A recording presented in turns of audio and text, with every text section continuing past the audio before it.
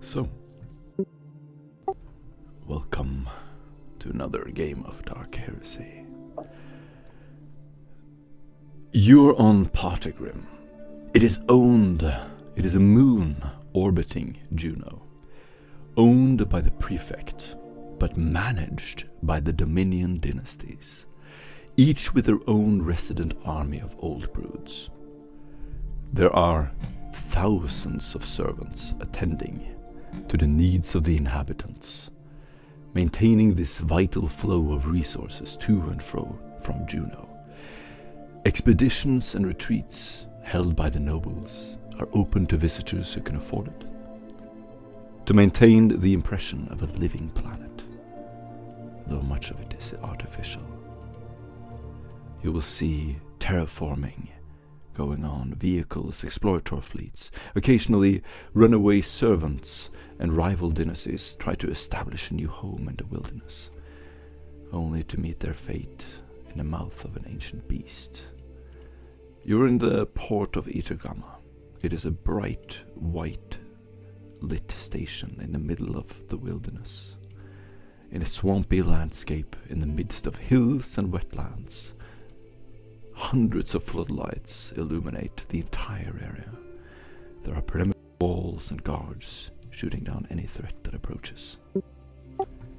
You've gotten familiar with the area, and you're currently in your hideout, which can be described as a little bit of a dump. But it has a lot of technical equipment. So you have a cogitator, you have recording devices, you have antenna, you can communicate, you have a Vox, and comfortable beds, everything you need. And this room is in the bottom corner of the station. So occasionally you hear the rain dripping on the windows, and it has been raining tonight. You're standing there while Aid, the hunter, self-reported hunter that you gathered, is sleeping in his bed. Tetricus, your abhuman that you requisitioned from the Archconfessor, is sitting by the bookshelf, just leaning his head up against the books. Meanwhile, Samacri Corpum, your tech priest, is tinkering away with some equipment on the desk. You hear some tapping, and it smells faintly of oil and of the essence of the incense he is burning. You can also see this purple mist filling the air. There is a yellow-orange glowing light coming from outside through the broken, wet windows. As you walk around, there's pieces of broken equipment on the walls, on the ground, and it hasn't been properly maintained. But you see all these notes and things from the previous owners. And we can begin as the next day begins. Aid is about to wake up, and Morrigan, something makes you awaken in the night. What do we see when you wake up? Whenever you see her wake up, her eyes will suddenly just shoot bolt upright. No movement in the body, but you can actually see that her hair is what he called dark black. She is wearing essentially everything that she's wearing is black, matted so that there's no reflections of any of the armor, of the cloak that she wears over her back, from the las pistol holster at her hip, from the boots themselves, which, be fair, are still a bit muddy and grimy from the day before. Basically, she will be just as usual. Even under the dim light, you can see that she is deathly pale. To the point where you're pretty sure that if a hard enough light was to hit her, she would be transparent. She'll have the only bit of coloration in her skin is essentially a sort of silvery mark going down from one eye to the jawline, and the dark black cords that keep her mouth sewn shut, and obviously the little choker vox pack, which is just a simple brass box to actually sort of look at, but which allows her to be able to at least speak.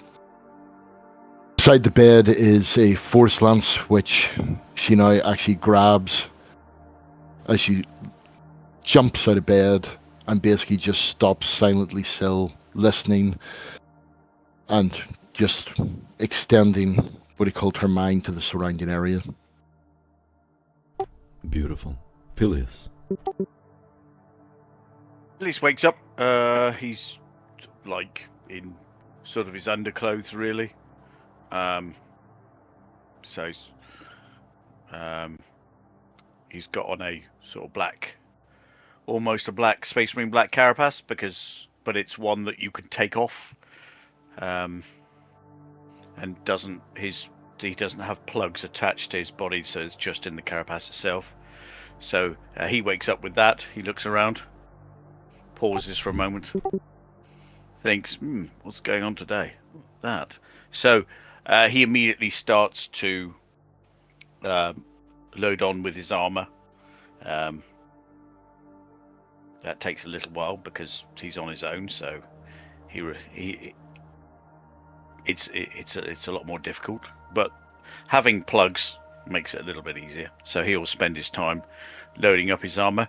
It was blue, but it was sprayed black. But suffice to say, the black hasn't lasted very long, so elements of the blue are still showing. I say still showing, but they has started to show.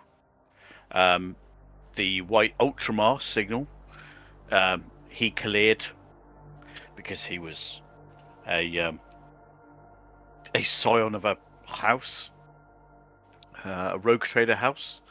So yeah, that's already been cleared, so that shows. But apart from that, he just sort of prepares for the day, really. It is going to be. He thinks it's going to be quite busy. So Nice. Amazing. Yeah. Are there any tells if someone were to look at him and just meet him right now? Would they be able to tell that he's? What would they think about him? What would they assume if some random person just saw him? From his bearing, he is definitely of a highborn house. But where previously many people might have assumed he has, he's been coddled. Well, he's missing the top of his fingers for a start. He wears an odd tyrannid bone and tooth claw necklace, which he generally has over his armor, and clearly carries himself as if he's received some training to defend himself. Wonderful. Love it. You get an inspiration point. So, I'm thinking you would be very familiar with the Cloud Boys, a group that you no doubt have been attempted to be recruited for, or people have attempted to recruit you to this group before. They're a gang, the Cloud Boys, who are composed of former nobles who sort of go bad or want to be bad boys and do rough criminal stuff, and you probably fit that description, being a noble born but having this necklace and that image and being a little tougher than your typical noble. Ariok. Yes, Ariok, he works with the creaking of bones and the sights and the moans of age. His armor is laying off to the side, and he's just wearing a simple, sleeping wear simply. Nice. Wonderful. His fingers are stained permanently, it seems, with ink. His face is marred with age. His head is bald, but you can see this patch of area that basically looks like it's fresher than the rest. Like, there used to be an implant there, but that was then removed for something more efficient, something better. Wonderful. And what would people Creaks assume as he of pins the you? turban on his heads. Oh, it's a turban. Yeah, if you look at the character art, you can see the turban. Nice. Before he clad himself in the cloak, puts on the stubber, automatic stubber. Another day, another chance for discovery, to add to an archive. How exciting. Aid, still laying halfway under his bed, just looks up at you. Oh, he's even crazier than me. And he cracks Master his Aid, back, and you you hear are this weak. loud snap in his back as he arches his back. And before we begin, as always, please pay attention during the game, as if you were sitting around a table. I appreciate if you don't browse or text. If someone is not paying attention, it grinds the whole game to a halt. Everything is action-oriented, happens in real time. You move the scenes forward. I cannot do that as the GM. In this game, we are cooperative storytelling. You don't need to ask what's necessarily in the scene, you can just make it up if it's not essential. And Aid will be waking up, putting his feet on the ground. He sees graying hair receding, and he wipes his forehead. I don't remember yesterday, but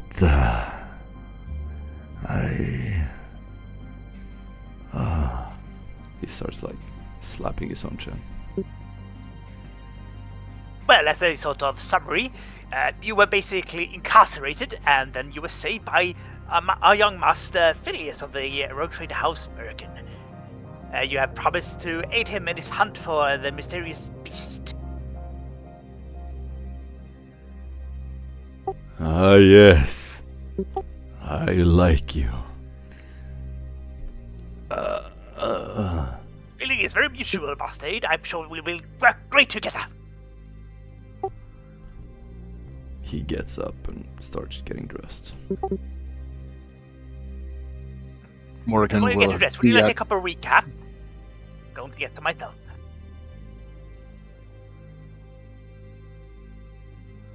Morgan will have deactivated the Force Lance, and as basically the recap is going to be got, she sort of stops midway to get it, sort of hovers there for a bit, shrugs her shoulders and sits down.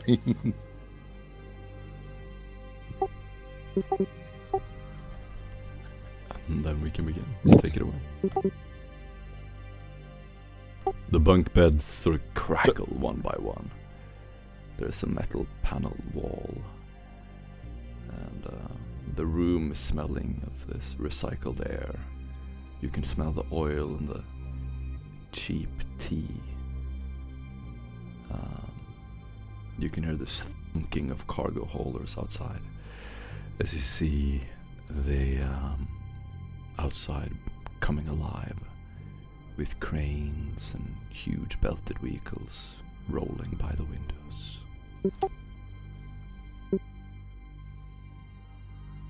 So, I'm assuming you'll be ready within the next 30 minutes to go? And this will be the first time that he actually sees what she looks like without a psychic veil.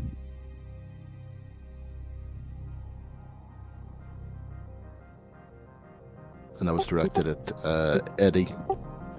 He looks at you, Morgan. Yes. Are you Arbites? I apologize. I think the storm moved on. The tracks will be fresh. Will you join the hunt? He looks very hesitant. Yes, of course we'll be joining the hunt. We need to make sure our newest acquisition doesn't gain all the glory. Inquisition? I don't understand. I Well, thought we were just friends. Well, I wouldn't necessarily say we're friends. Not yet, anyway. Don't mind Mistress Morgan. She can be a rather, well, harsh person. Some recap, Master Phileas? Thank you, but yes, I will take some. Yes, here, have a... He has his, fresh cup. Recap, Mistress Morgan. she'll just nod her head no. Right then, Master Aid, cup of recap.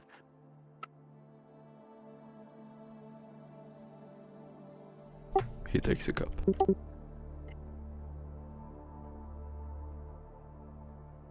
How about you, Master Engineer? Would you like a cup? Everyone grabs a cup. Most excellent. And Samakri will just put it down on the table.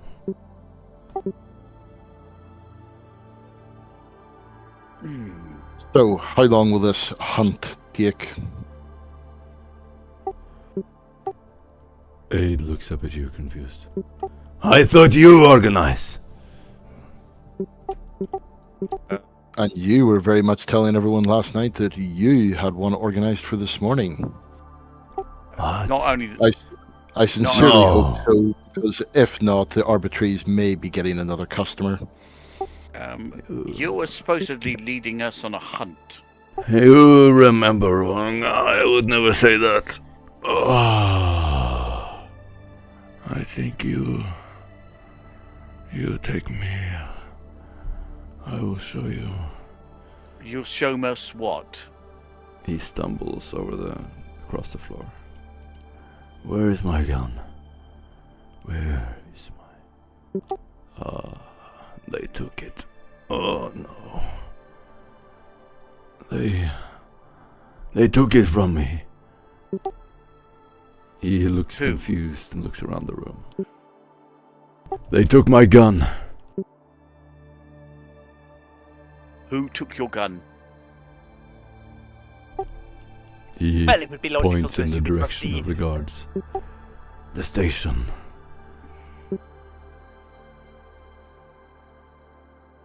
Well, that is a shame, because if you ever want to see that gun again, you'll start making a plan for a hunt.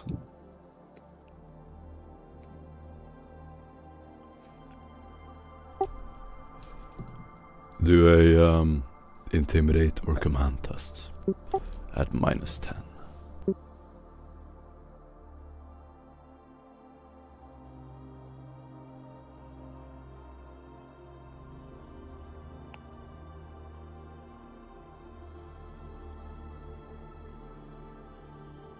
I don't remember this. Success with 2 additional.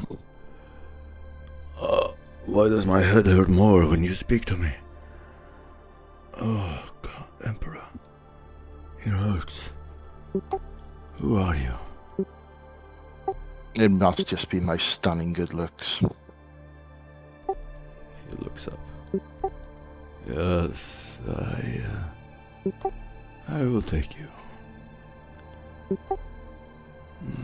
At least for a while.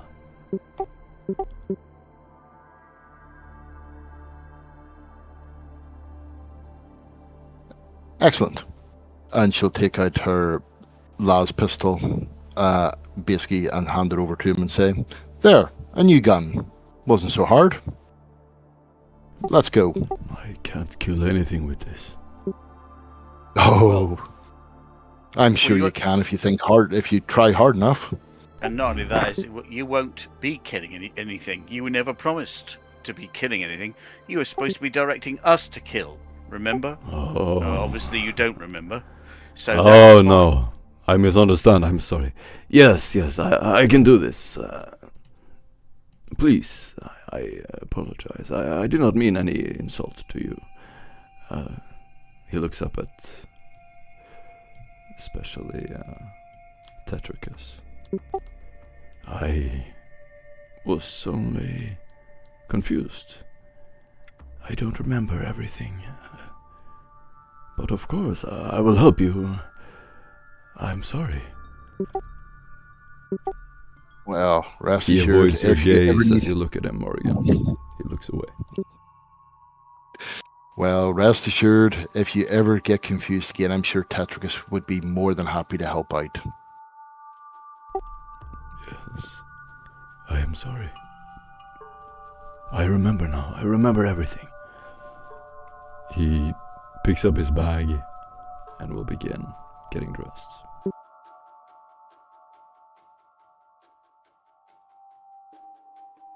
Okay, well, now that's sorted out. Chop chop, everyone. Let's get ready. And she'll go and stand and wait beside the door. Whilst having a rather intense conversation with her pet crow. Wonderful. Tedrick is getting I up. will- Sorry. I He will puts his finish- helmet on his lap, rubbing a dented knuckle. He looks at Aid. Good hunt. It's a good breakfast. Only we got no breakfast.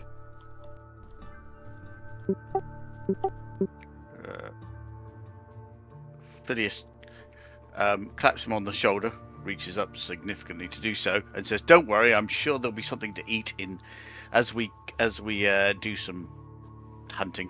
I'm sure there'll be plenty to eat, in fact."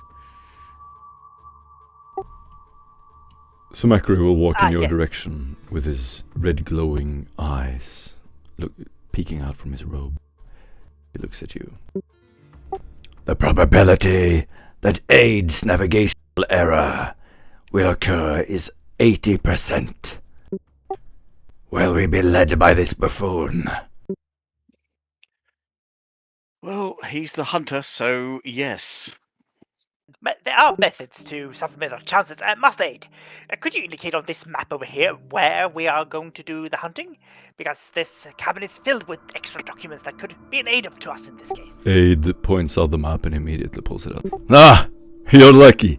I studied this exact map. Yes, you have the same map as me. Wonderful.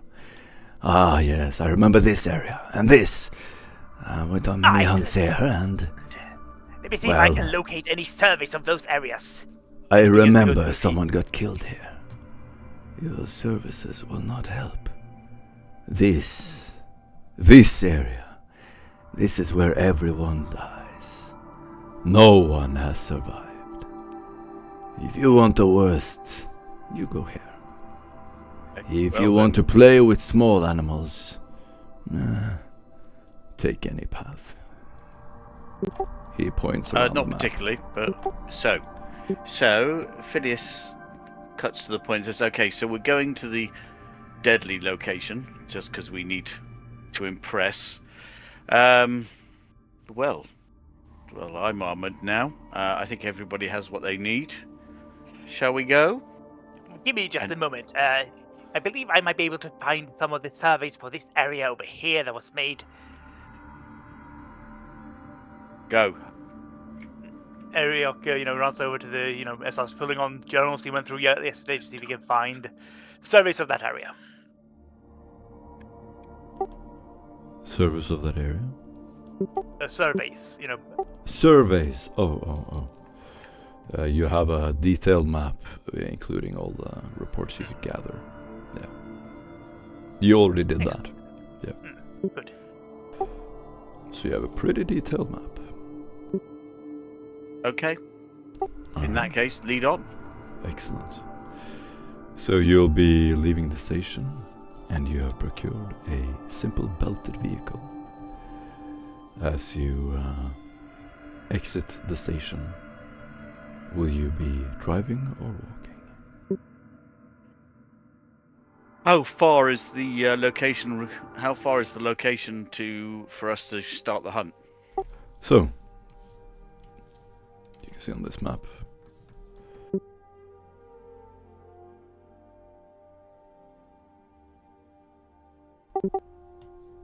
Approximately in this area is where he is pointing you to, and it's going to take you about 3 hours to get there.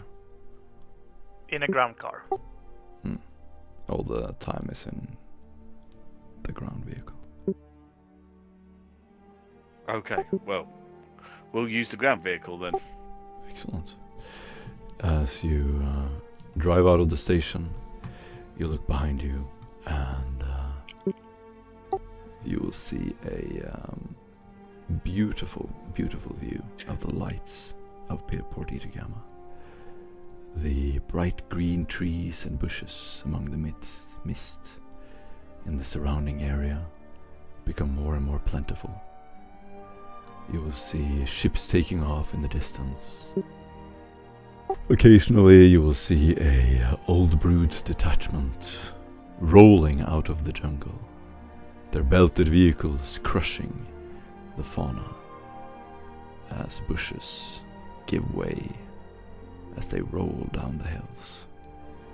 And occasionally you will see the convoy of a noble house, someone arriving to the station, driving on a main road that is paved. Are you driving on the main road or off-road? I think we should use the road as much as possible, as far as close as we can get, purely because that'll be the most direct and not necessarily the most direct, but the fastest route. So yeah, we'll take the main road for as long as we can. Wonderful. You leave Port Itagama, and immediately surrounding the port, you will roll into this over-terraformed, beautiful jungle landscape. It is more and more dense as you drive. You look out and you will see birds, exotic small crawling creatures, little iguana-looking creatures. Occasionally a feline creature will look up at the vehicle. It is just teeming with life everywhere. You see this scattering yellow light through the bushes and brushes above as you drive next to a large body of water. Yeah, you will see just this huge body of life, unlike anything you've seen before. It is teeming with life. Occasionally a large beast will walk by in the distance. You just see their shadow. And you keep driving for hours and hours.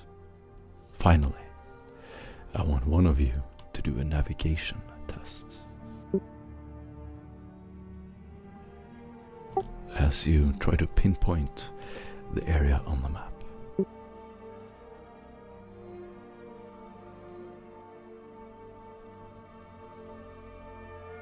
Does anyone have navigation? Nope. And since this is your first journey here, you can roll it at -20.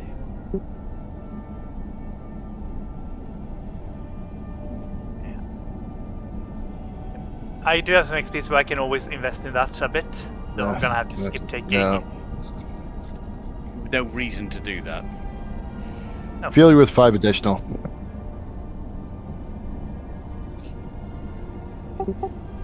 Morrigan, as you read the map, Aid is sitting behind you, and he sees you for a full minute reading the map upside down.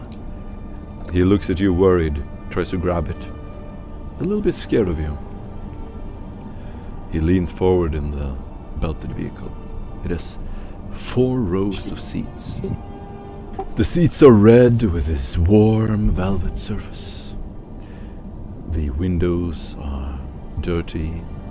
You can barely see this. Orange glow of scattering light.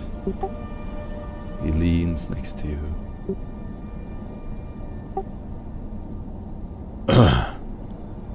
I don't mean to interfere, my lady. Excuse me. Yes. I think you are holding the map upside down. I am not sure, but maybe if you... And then he slowly rotates the map in your hands. And as he finishes just slowly rotating the map, she's just going to slap the back of his hand. He raises an eyebrow. Oh. I was looking at other options. Of course I had it upside down. He nods to himself. Phileas gives her the side eye.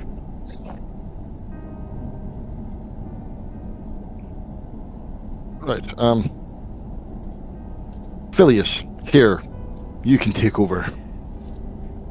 I turn around. Phileas turns around, immediately hands it to the guide and said, where are we going? I think you're the most useful thing on this. Aid raises an eyebrow. I can point. Take this. He points to Tetricus. Tetricus' huge body filling this tiny seat. The seat creaks as he turns the wheel, and the belted vehicle goes off-road, smashing through the bushes, up a hill, and the whole vehicle shakes.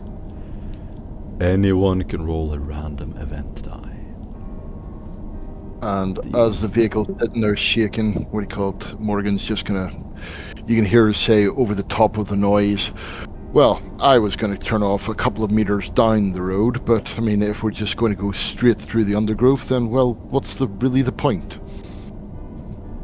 You're close. Stop! Phileas.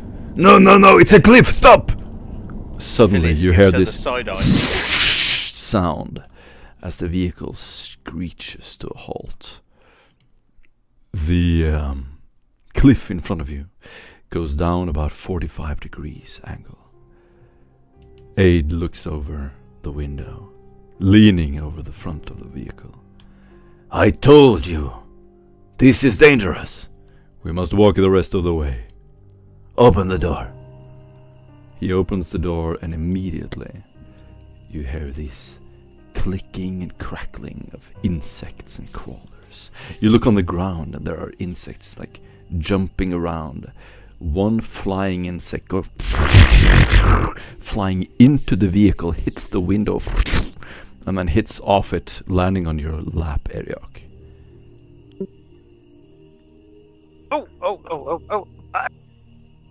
Fascinating. 13 legs. Not an even number. That is very strange indeed.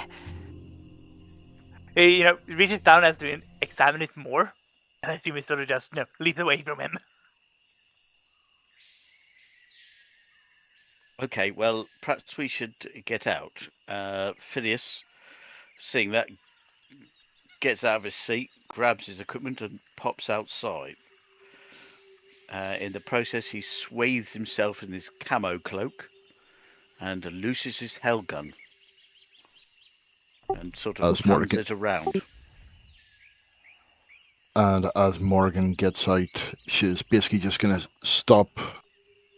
You see her scanning the trees, and basically will then just go to what he called Maurice, who will take flight, and you'll see a control panel on her hand light up, and then she'll turn around to Phileas and say, my powers will be very little use here. Too much life. Well, that's why we have him. Lead on. And she'll slip on her chameleon cloak. Eriok steps outward. He looks around. If only I had a walking stick. It would fit the theme of this entire expedition very well.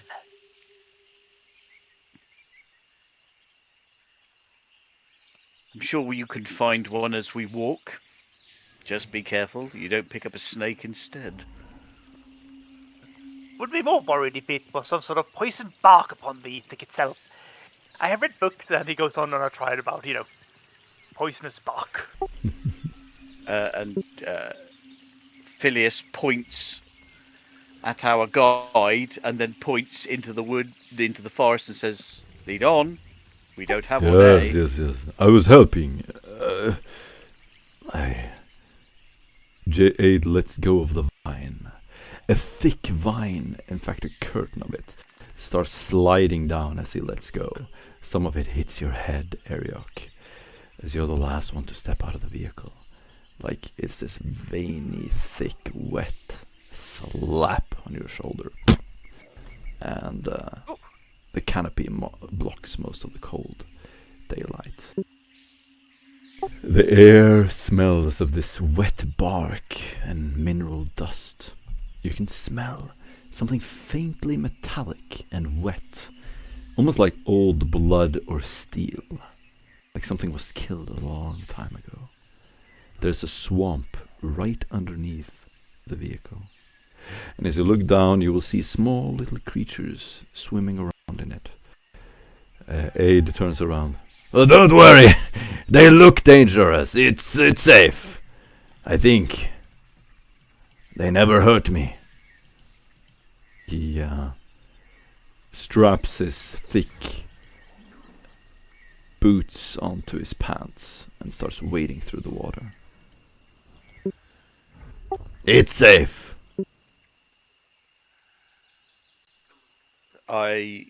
Phileas locks up the shuts and locks the vehicle down so it can't be stolen.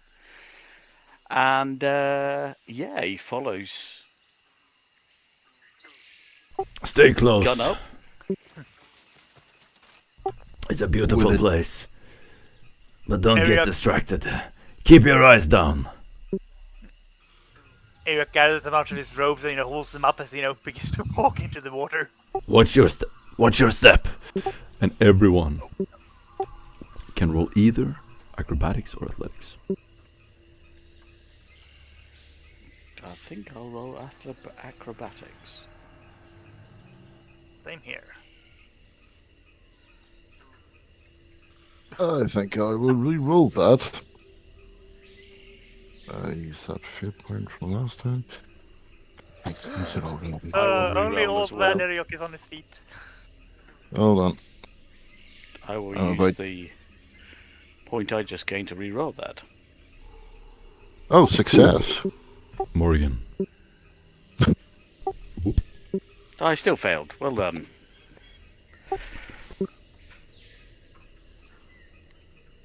Well, at least I can't lose my boots.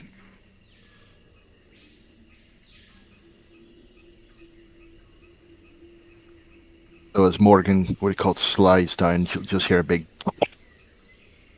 And then a sudden sigh. She suddenly realizes she forgot to tuck the tail ends of her trousers into her boots, which are now sun wet. And are now slowly dripping down into just to be socks. sure. Sorry, Phileas, you're the only one who didn't make it. Yes, I think so. Okay. Phileas, you hear a... Suddenly, you try to pull up your boots. What's wrong? You can't move. It seems my boot is trapped. Hang on. My character slinks his weapon, gets out the Katachan fang, and sort of uses it to pry his grab foot this. He holds a hand up to reach you. Suddenly, you feel something moving by your leg.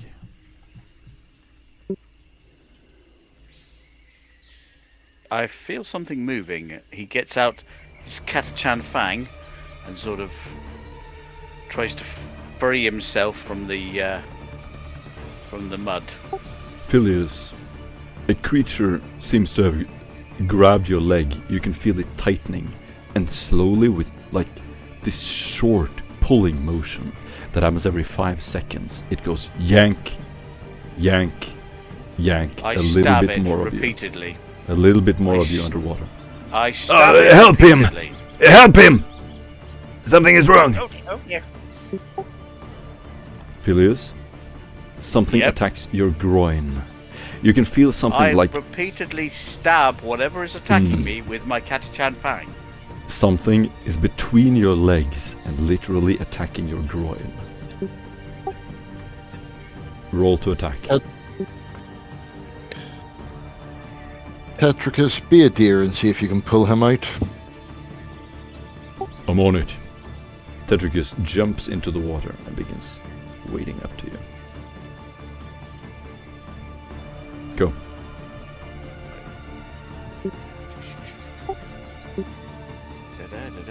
dear. You are hit. Not very good. To the chest, to the groin, for 11 impact damage. 2 penetration. Phileas. Okay. This is part of a grappling move.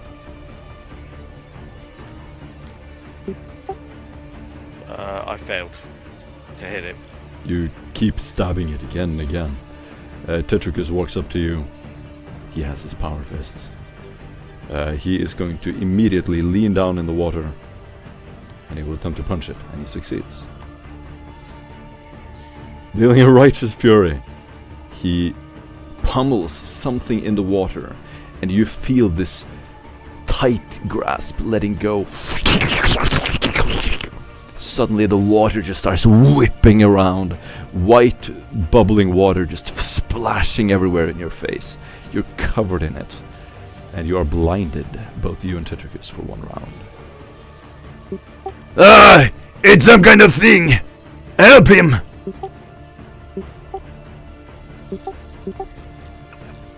I will try and... Well, if it's let go of me, I am moving away from it rapidly. Young master, follow my voice. Do My voice. another Come athletics this way, or come this acrobatics way. test to move quickly. By the way, No, failed. 11 to 2 penetration. Did you note it? Yes. Yes. I've updated the character sheet. Wonderful. Tetricus will once again lean down and attempt with his power fist to hit as hard as he can, and he just splashes his hand into the water. Ah! And you see this huge splash of water. Samakri tries crawling down the hill. Again, the creature will attack you.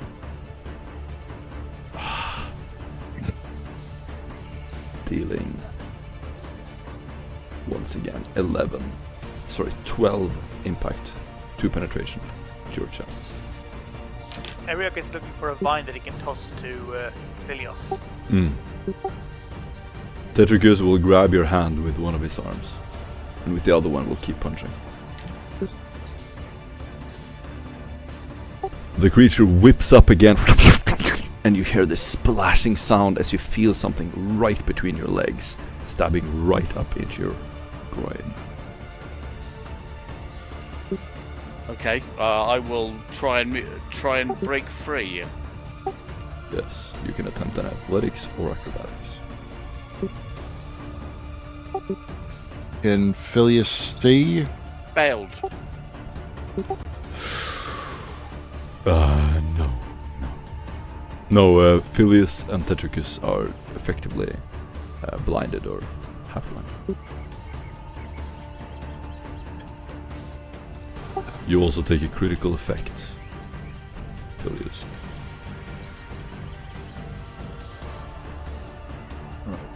The blow batters the target, shattering something between his legs. You take 1d10, you take 7 toughness damage, and must make an agility or be knocked prone. You hear your armor rupturing. I've got you! Don't let go! Tetricus is holding your hand. He needs help! And Tetricus is holding your hand while you're disappearing further and further underwater.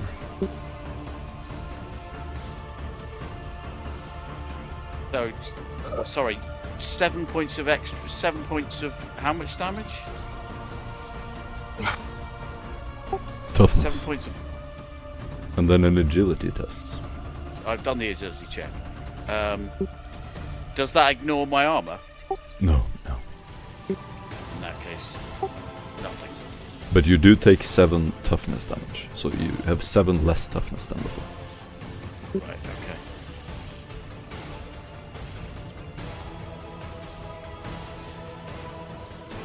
Okay. And you took 12 impact, 2 penetration. To your Yes. chest. I know, yeah, I've done that. Tetricus is holding your hand, and he keeps punching. I try and pull out again.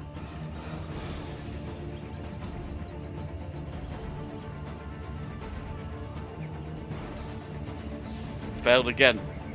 He's dying! There's blood! Ariok Help him! has Ah! that. Aid Yes? keeps holding your hand, Tetricus too. Both of them pulling your hand, and you are just stuck like a suction. Some kind of suction device is just holding you underwater. Ooh.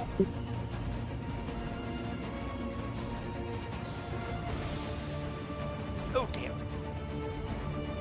Uh, If Ariok hasn't been able to find any binds, he's gonna pull out a quill, basically stab himself in the hand, and then plunge down his hand a bit further away, a few seconds before pulling it up, hoping to lure the creature away. Amazing. The creature will attack again. First, Tetricus. Ooh, nice hits. He's gonna hit it a couple of times. The damage is reduced because of the water. But you hear the creature taking damage as he hits again and again and again. It is unable to attack, and you get another attempt at escaping, Phileas.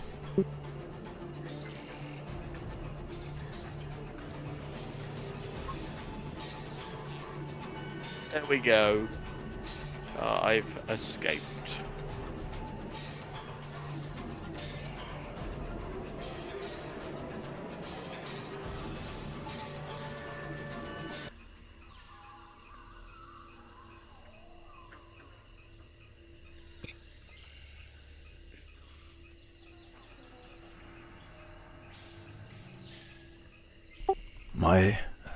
My mistake. I never knew it was that dangerous.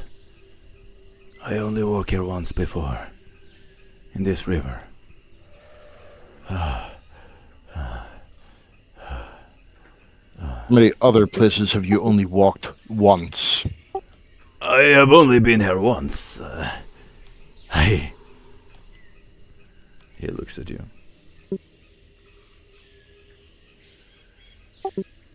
Let's just move on. Should we not give the young master a quick look over, make sure that nothing is broken or infected? Nothing will prevent me from moving on. Awesome. As you keep walking through the jungle,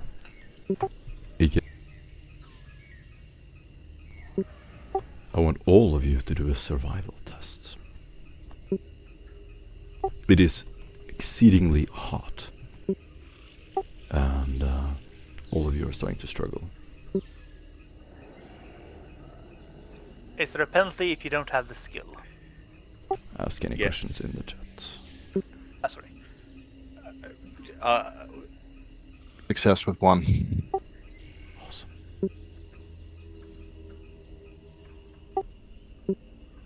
You hear the distant noise of some creature shrieking.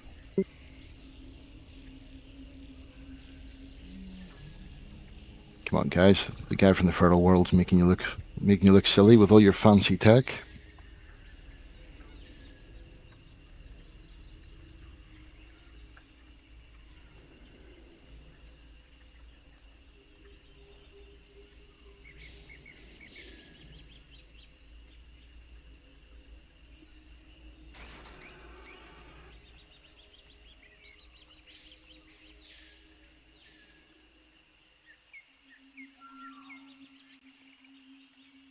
Whenever you roll in this game, always call out your results. No, 4 Four degrees of successes. failure.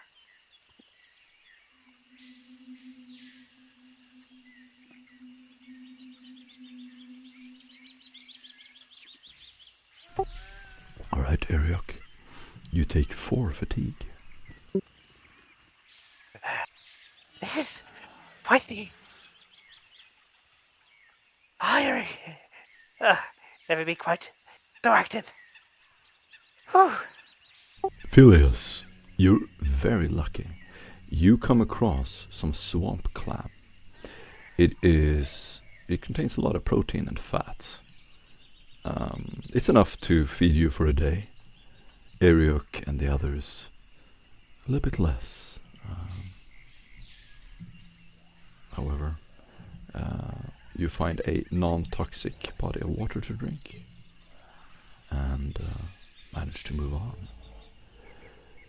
Walking until nightfall. It gets darker and darker as you walk. Aid will turn around. You see his sweat glistening off his skin. It is dripping from above. I told you, when darkness comes, that's when the creatures come out. Are you sure you want this? Yes, let's just get on with it.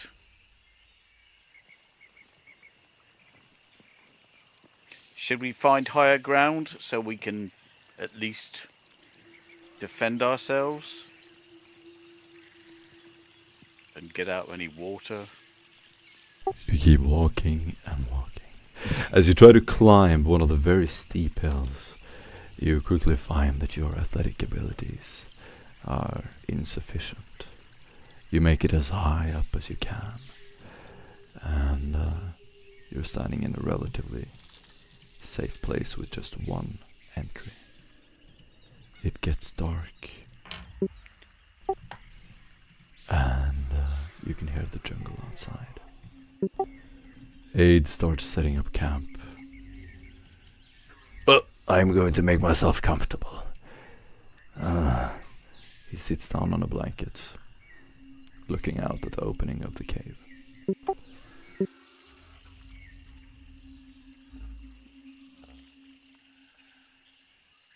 Ariok sort of just stumbles into the cave and collapses, on a rock, basically. That is the most exertions I ever had. Morgan will turn around to Phileas and say, there's only one way in, but unfortunately that means there's only one way out. Well, it's going to be better that way. It's much easier to... Sorry, please. It's going to be easier to defend one way in and out. If we just post a watch, then that should be okay. I would suggest making fires a good, say, 15, 20 meters from the door, from the entrance to the cave. So Macri walks out to the water. Humidity 92%. Multiple heat signatures. Uncertain taxonomy. Maintained ready. I do not think this place is safe. He looks around and he will put up a scanner on the wall. You see this red grid start scanning back and forth.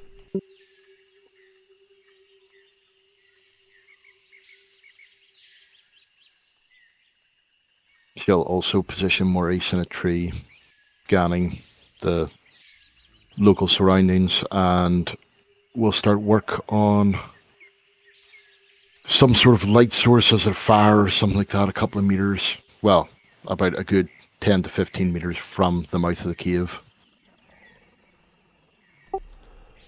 You hear this chirping noise in the distance. Aid walks out. It's just beetles. Don't worry. Nothing happens yet. Aid walks inside, sits down. A couple of hours pass, and it is very dark.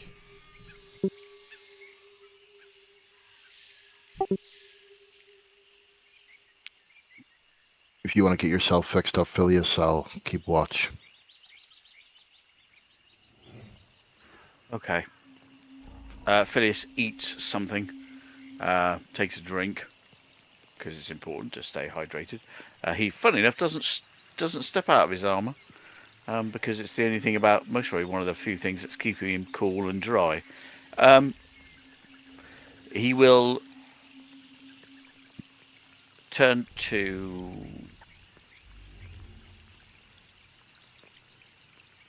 Ariok and say, "Are you okay?" No worries, Masters. Just take 1 minute. That's all.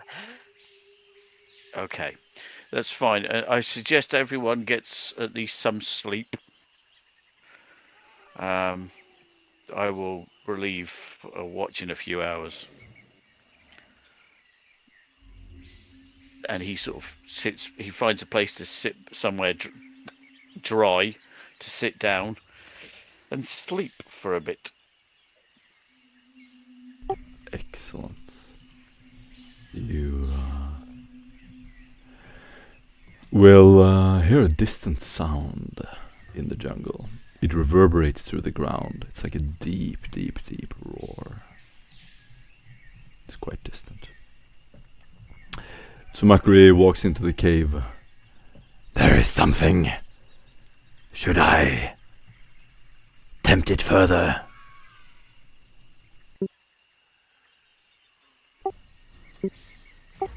I turn to our guide, and Phineas turns to the guide and says, could this be the creature?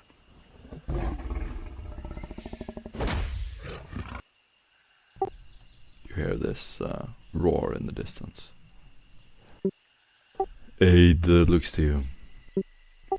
I have never heard that sound before. It must be something different. I don't know. Exciting. He looks out the side of the cavern. Looks left and right. Nothing.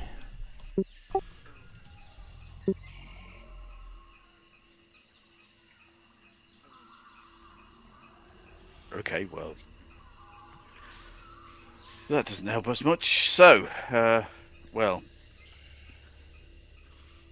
we can draw the beast in. Let's just, if you could draw it in, then I suppose we could try and trap it, see what kind of a beast it is. He nods. Or sure? just kill it.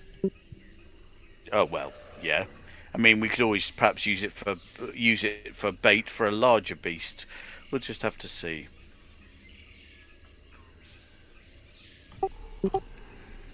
Aid, Well, you're the rogue trader.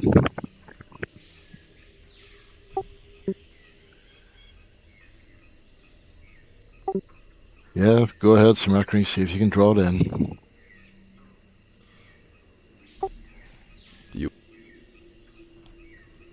Loud is almost like an alarm. It goes off again and again and again. Then you hear another roar in the distance.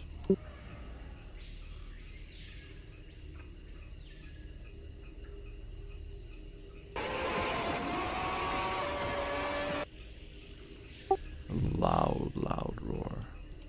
It sounds inhuman. Something tortured, almost.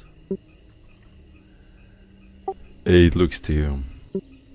This is unusual. I have never heard that sound before.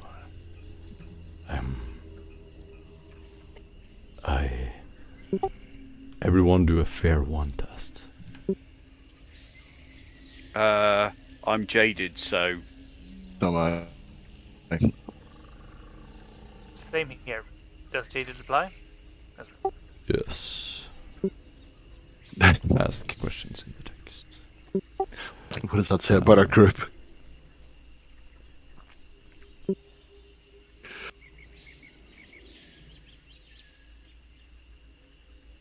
Morgan, at this stage, will stand up, basically make to go outside, but before she does, she'll turn on her force field.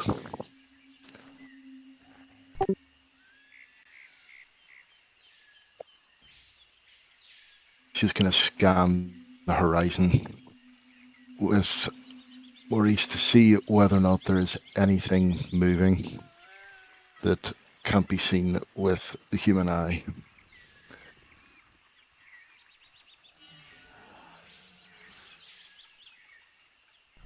As you look outside, And that's a success before ripples in the water.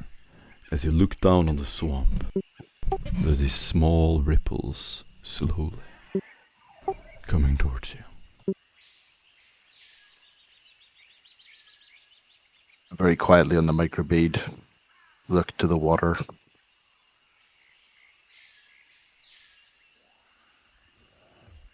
Oh dear, oh dear. Eric says his pulse is, stubborn, a bit excited over this, but also dead tired. And she's going to try to slink into some cover and disappear. You will hear another roar.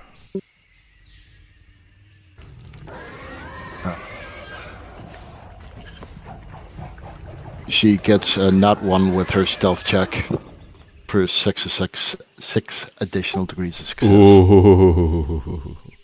You're invisible, Morgan. Oh dear. She'll basically sit there with her chameleon cloak on and have the power lance just sitting right next to her hand while she's sitting looking at the telemetry coming in from Maurice, which is using his auspex to basically scan the local area. And she's basically just breathing ever so lightly. Hmm.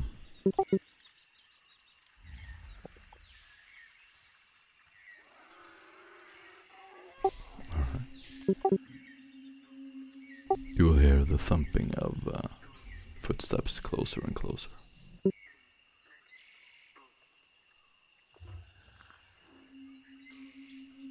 And at this point, you can see something. It almost looks like a whole body of melted creatures that have melted together. An arm, a head, a leg, and then another upper body. A head, an arm, and it's dragging itself across the ground.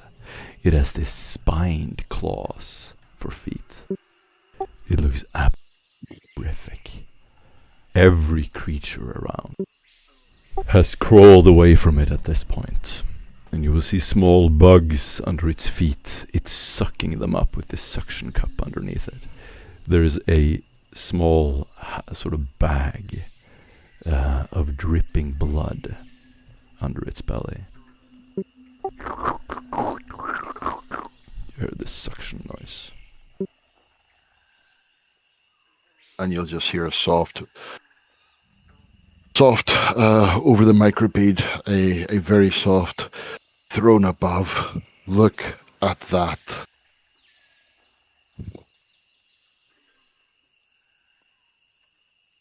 The creature looks in your direction, and at that point, Tetragus is going to move up to the machine, and then Sumakri holds him back. Don't. We don't know if it's safe.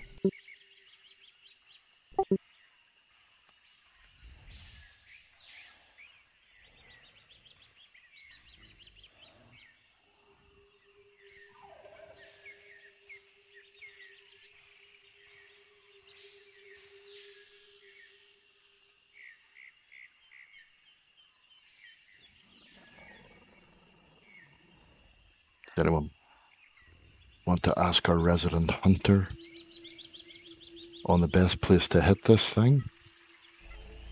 You whisper through Very your much microbead, probably. Mm-hmm. It's barely audible, even on their end. Master 8, this creature, where do you think we should hit it? He whispers. I don't know. I have never seen it before. This is. I don't believe this is anything natural. The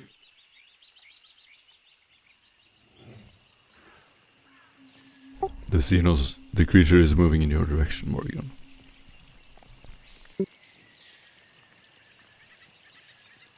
You hear this crawling sound in the distance.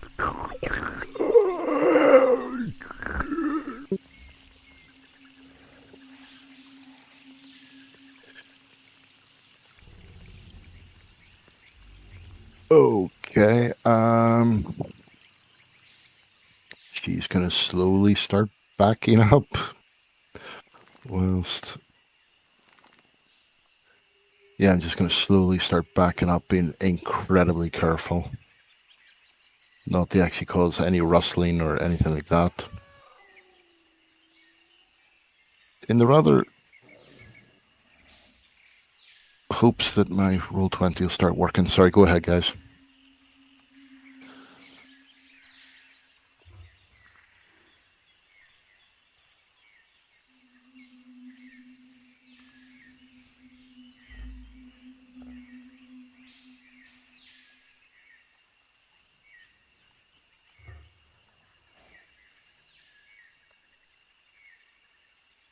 Well, if it's moving towards one of us, I'm going to aim at it. Is there a head? If there is a head, I'm going to aim and shoot.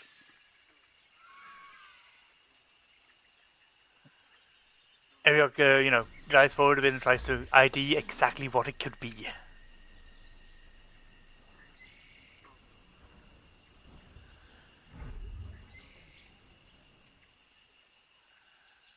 Awesome.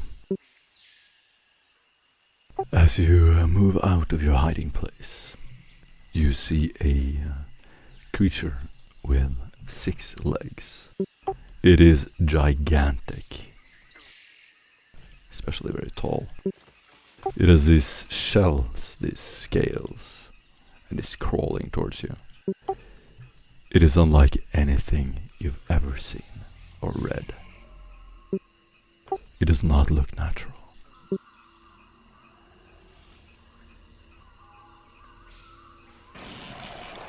Yeah, this.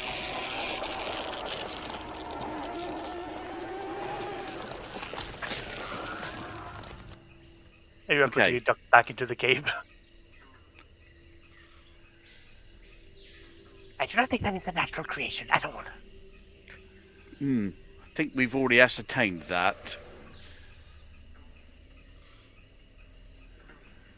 The creature will suddenly turn in your direction, and it is storming towards you, Morrigan, with his mouth open.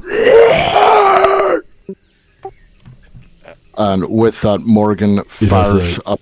It takes a surprise round on you. I was just actually rolling my Yep. stuff. And then, Okay.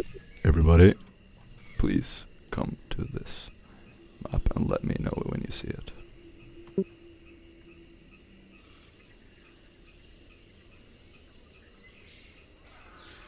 I can see. I can see something. Everybody has 15 seconds.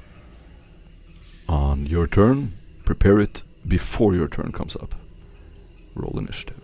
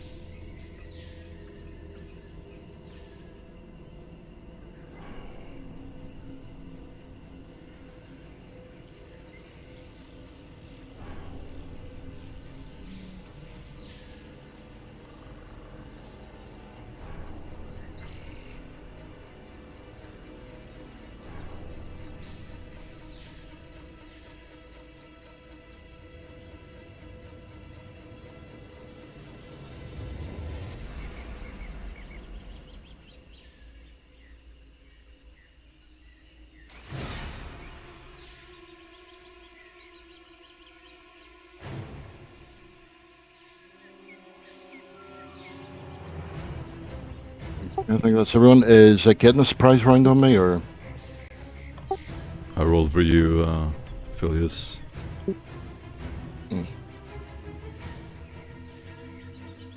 Are you unable to roll, Phileas?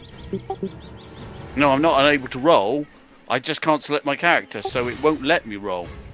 There you go, that means you're unable to roll.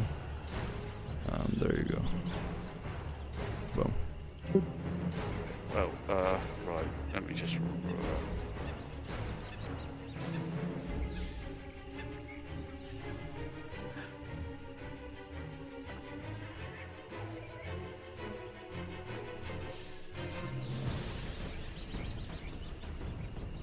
Did you roll a 1, Ariok? Or, I rolled 1. You rolled a 1? Yep, it said 1. It's Plus your on the dice agility roll. bonus, which is 3. 3, so 4. Excellent. Morrigan, the creature runs up to you, unable to see you. It will run up to the edge of the wall, however.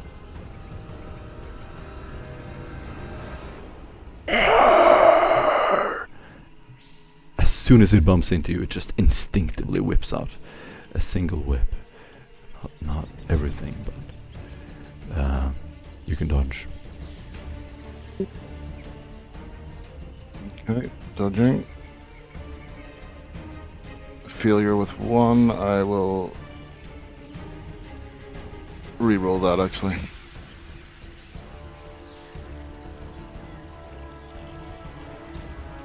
Success with 6.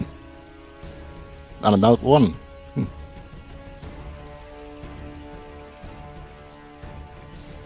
Every time you make awesome descriptions for your moves, you get an inspiration point, which you can use to re-roll dodges, for instance. When your turn comes up, you should have rolled everything, just spend it describing your actions in awesome details. When you have the scene, you add to the immersion of the other players. And we're going to begin with Morgan. It's your turn. Okay, so as the whip comes flying towards Morgan, she's going to just suddenly grab hold of the force lance and just jump as far as she can.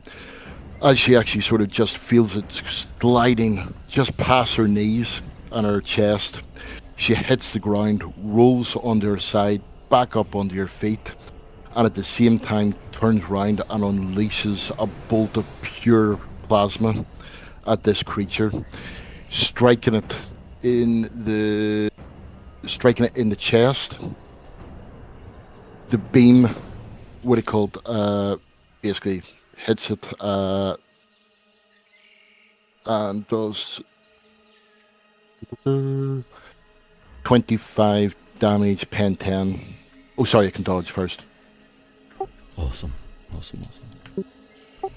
It succeeds its dodge with 1 degree. Okay, so as the beam goes sailing past it, what do you call it? She's just going to come to your feet and then basically use the rest of her movement to just back off. However, as she starts backing off, there is what can only be described as a flickering. Everyone actually sort of sees it, and around her, this incredible cold feeling comes out. And basically it just starts affecting basically any electronic equipment, anything like that. She rolled a double. Awesome. You get an inspiration point, of course. Beautiful description. So it knocks out, it's basically a haywire grenade goes off. Right. Your stormtrooper is gonna step to the side and full Predator style, he's gonna hold his plasma weapon on his hip, yelling as he lets go, and he's going to blast the thing. He's terrified, but he's keeping it together. Hitting it once for decent damage. The creature breaks through the vines.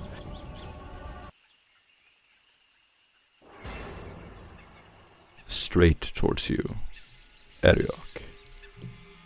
Oh dear. It attacks you. It is this horrible monstrosity.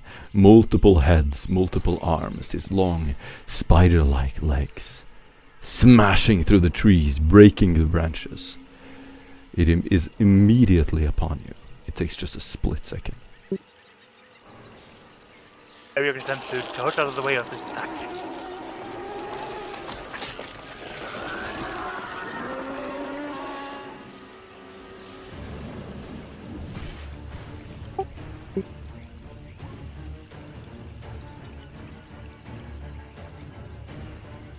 Reader gets success.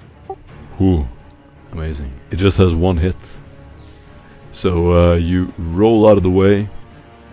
It will then release some kind of spray. You're not sure what it is, but it's just like something hits you in the face. Phileas and Ariok, please do an agility test. Aid succeeds.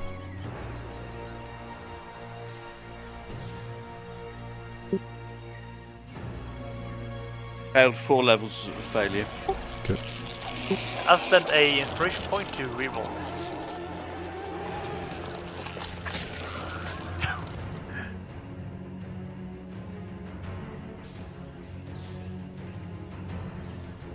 Four degrees of failure.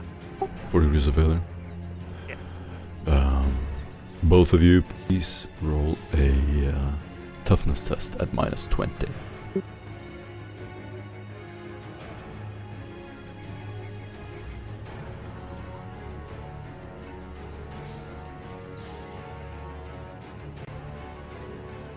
Failed by 3.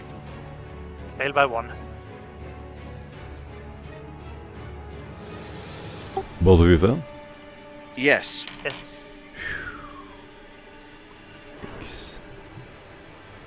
Right. And we're gonna roll on an exciting table. Would you like me to roll the effect, or would you like to roll a d10 yourself? You can roll the effect. Wonderful. I can roll it for myself. I love it. Oh! Ha!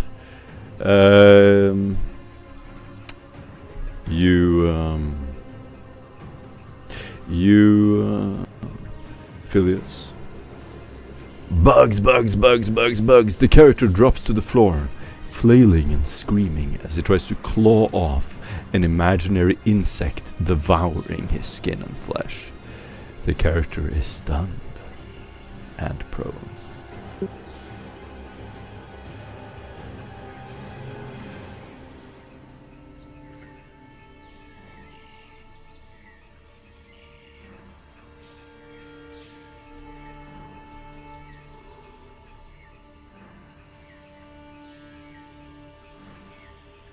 So what do we see your character doing? Yeah.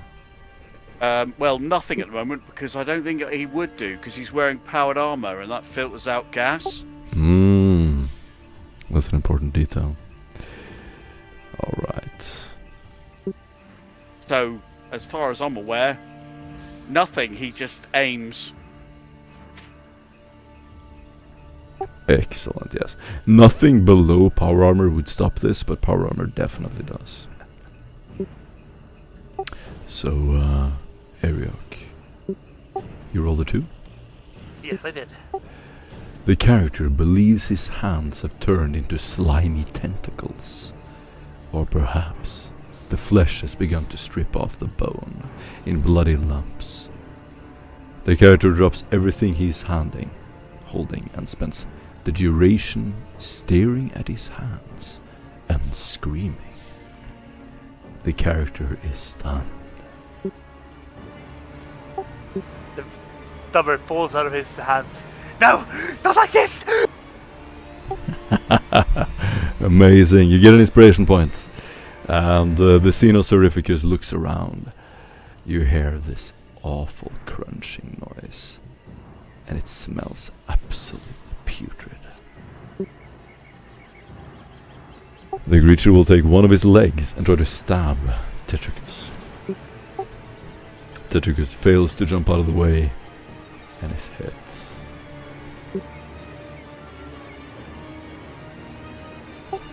Ah! He falls to the ground from the powerful blow. Tetricus will get up with a leap up and will immediately. Using his power fist, he will hit Righteous Fury. Nice. He's going to hit the leg. So he gets up and he tries to punching the leg, sort of knocking it off its body. And he's going to deal Righteous Fury, which is a lot of damage. 24 damage.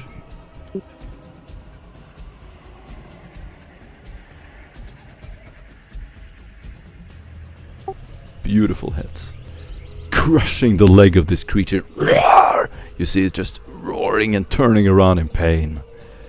as it loosens its leg.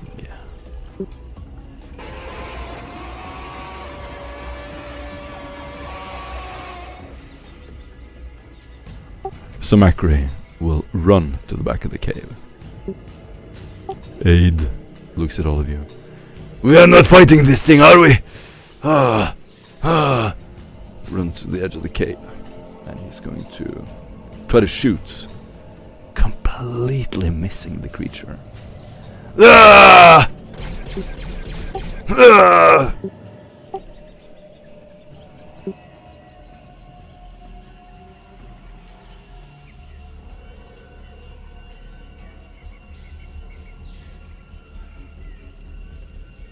And you have to pay attention at all times, or we will skip your turn. Okay, so is it my go?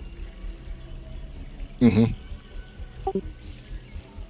Okay, so Phineas has been very carefully aiming at this creature. It swings just into his sights and he blasts it straight in the head, taking a chunk right off, giving it 12 damage with a pen of 7. Beautiful, beautiful. The creature dodges with 1 degree of success. Do you have an escapable attack? No. Do you have only 1 hit? Yes. Ah, unfortunately, the shot goes wide. Ducks out of the way with one of its heads. Next.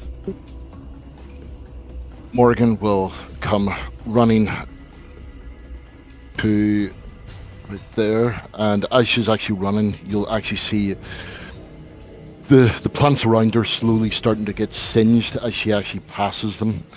And whenever you actually see her again, as she basically comes through a clearing, she'll have her hand extended and will fire off tremendous amounts of lightning into the back of this creature. Unfortunately, as she let go, basically the force of it still took her a bit by surprise, and she actually slipped. Even though she was aiming for its head, it smacks into its left shoulder and hits it. It can dodge, obviously, but it hits her 6 times. Oh, beautiful, beautiful. I dodged 2 of the hits. Okay, so the first 2. So it hits for 13 pen 5, 12 pen 5, 14 pen 5, and 7 pen 5. Beautiful Oh, hits. Beautiful hits. And then she just continues to run the last, well, not run, but slowly jog the last of her movement. Stormtrooper is going to back up along with Aid, and is going to keep firing. Blasting away at its head, one of its heads. That is a perfect hit. And it is going to do minimum damage. So you'll just see this blue orb striking the creature from behind. Blood spurting out on the ground. Just this flood of blood. And Stormtrooper will back up against the cave wall. The Xenos creature steps forward.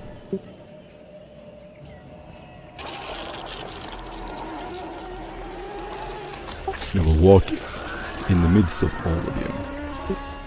And you will just see a flurry of arms and legs and bile coming from it.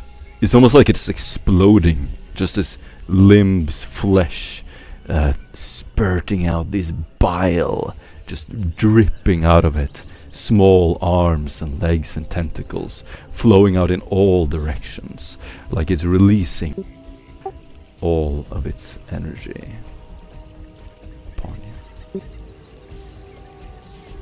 All of you can attempt a dodge. Eric absolutely sits screaming to George as he takes the full blow of this. Success with 5 additional. No. Tetricus. Oh, sorry. Success with Feelings. 2 additional degrees. Wonderful. The This is a lightning attack. So it is going to hit you once. One of its legs goes up and it immediately just lands on your chest. And sorry, it lands on your leg. So its leg spikes through your leg, Ariok. And you take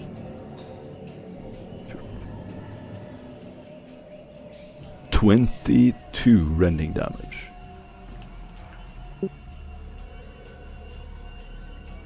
Any pen on that? No. Okay, so 22. I'm in criticals. Always say how much. Give me a sec. Mm-hmm. 22 becomes 16 minus 5. Minus 5. Bludgeoning. Or what is... Was it rending? Rending. Rending, Rending is what it rending, was. Yeah, rending. 5. In a spray of blood, the target's leg is deeply slashed, exposing bone, sinew, and muscle. The target suffers blood loss. He must make a toughness test.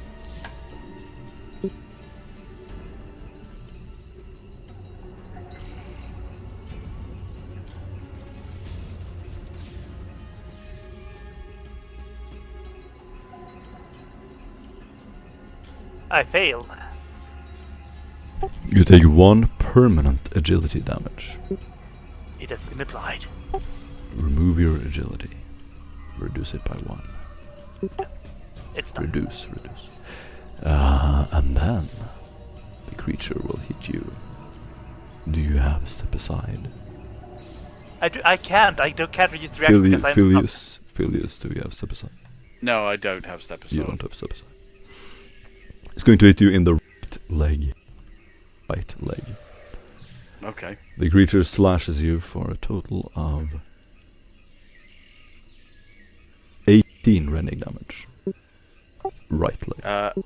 18 damage, and it's got no pen, has it? Any pen? Then another slash for a total Hang on. of... The attack, does it have any penetration? He said no. Because I didn't hear that. I didn't hear anything. The slash will hit you for 14. Sorry, that's before 20. you do that, do you want to... Before you do that, if it's got no penetration, it's -2 critical on the first attack. -2. And that is a rending, right? Yes. The target's kneecap splits open. He must make a challenging agility test.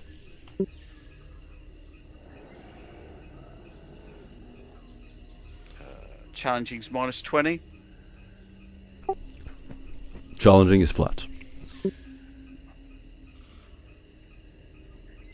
Failed with 4 degrees of success. Oh, sorry, so I failed by 4 degrees. Or fail prone and suffer blood loss as the injured extremity hits the ground.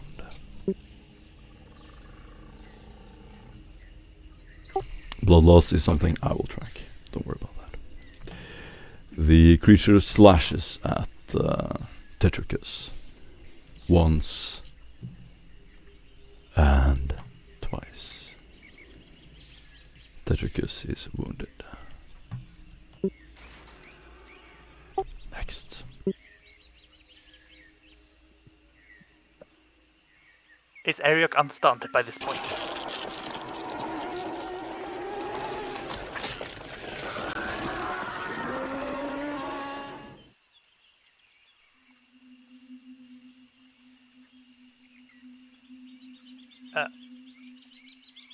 Okay, assuming that Ariok is not stunned anymore, he's gonna basically fall back, my leg! Try to fumble for the gun. And then it's gonna... Beautiful. The creature swipes in your direction. You grab your gun. As it swipes against this, he's gonna try to dodge out of the way. Yes. Ooh, beautiful. You roll out of the way. And by the way, You snap out of it at this time. The creature immediately reacts by ignoring you since you're on the ground. Tetricus will attack. Power Fist, immediately he strikes it in the leg, and that is almost a critical hit. Beautiful damage. Hitting it once, and you see the hit slamming into the leg. Part of it slices off, and the second leg is almost off, and he's gonna do a lightning attack, hitting again and again and again. Finally, the leg falls clean off. There we go, and that is critical. Which leg was it? Say again? Which leg was it? Sorry. Oh, he has 6 legs, so he's one of his side legs. Okay. Mm-hmm. Right. Okay. yeah. He can still walk, but he's slowed down. So that is going to be a critical effect, and the creature is staggering, slowed. Samakri will his last pistol and will fire upon the creature, and he hits. He's going to hit it in the arm. I'm going to say one of the tentacles, and that is a solid blow, dealing a little bit of damage. Aid, now composing himself, will hit it in the body for a total of 6 damage. Unfortunately, that is absorbed by the creature. Both of them at the entrance now, and Aid yells in your direction, wiping sweat off his forehead. "We can't fight it! Run!" Ah! He sees it just up and down, crawling on top of Ariok. Next. Morgan will go over, basically reach up to your throat and turn up her voice box and says, "You will stand your ground and you will fight, or you will die by my hand." At the same time, she will then cast another 3 lightning bolts in towards the creature. It says holding back her powers because she doesn't want to hit her allies, so she's only using her probably the weakest of her powers, unfortunately. So it can dodge. Okay. No, complete failure. So it's basically unable to dodge. You see the creature just like flailing around, trying to hit your friends, and you hit it in the back. It is unaware of your presence. So it's 6 pen 5, 6 pen 5, 13 pen 5. Ooh. Very nice. And it's to the left leg. To the left leg. Okay, that's going to be a total of pen 5, right? Yep. It's going to be 9, okay. 31. Beautiful. Yeah, you definitely deal some damage to it. You see the shots go into its flesh. Blood like dripping, spurting out in all directions. The creature lifts its leg and is now like bothered, clearly surprised by this. You see it clumsily sort of stagger sideways. And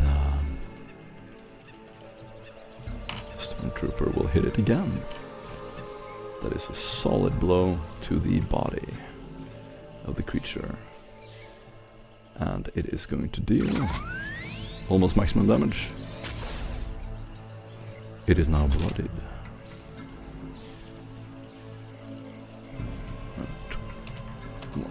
Beautiful. The creature will once again. By the way, Phileas, did you get your turn? No, right. I really. You said Go ahead, 15 take your seconds. turn. I was going to say, well, it doesn't matter. I missed anyway, so you might as well just move past that. Okay. So you fire at it. The blow goes just wide as it's like flailing its arms. It's impossible to hit it. It like jolts your arm out of the way just as you fire at it, and your shot goes barely wide. What kind of weapon are you using? The hell gun. The Hellgun. Awesome. So it's a powerful blast. All of you hear it ricocheting through the tunnel. Unfortunately, it misses the Xenosaurificus as it will unleash its attacks again. And please do more dodge tests. That is me.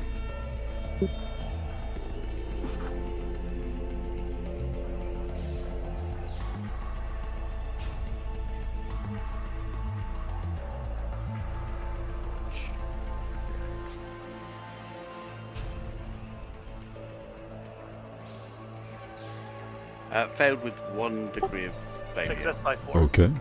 You can use a fate point to reroll if you would like. I might as well. I think it might be a good idea. But you can also gift an inspiration if anyone has it. No, it's fine. I will just dodge Oh. again. Still failed. Oof. Oof. Okay, the creature is going to first aid. It's going to hit you once again. Or sorry. Probably for the first time in the left arm. 24 rending damage.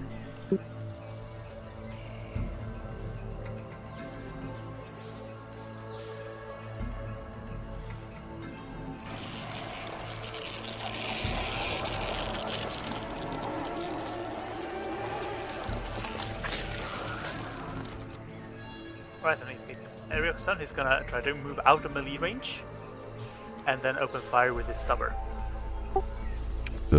So did you catch that, Ariok? It hit you for 24. Oh, Or I did you? succeeded in my dodge. You did succeed your dodge. Okay. Yes. My bad. It was degree success. How many degrees? 4. 4 degrees. Okay, excellent. Then it misses you, and you get out of the way. And it's going to attack Tetricus for a total of a lot of damage. 5. And again, perceiving him as the biggest threat, he's going to unleash enough damage to take down the giant mutant. And you will see Tetricus. Oof. There we go. Tetricus is going to fall to the ground, his arm severed. Rolls around in a full rotation, blood dripping and spurting out everywhere. He's just holding a hand over his other hand, and he is going to fall down on his knees. Just sitting on his knees, he throws a glance in your direction, helpless. I'm weak. Help! Rolls down on his side. Come here, you ugly beast! Follow me! Eric says as he pulls out of direct combat. He's still in close point blank range.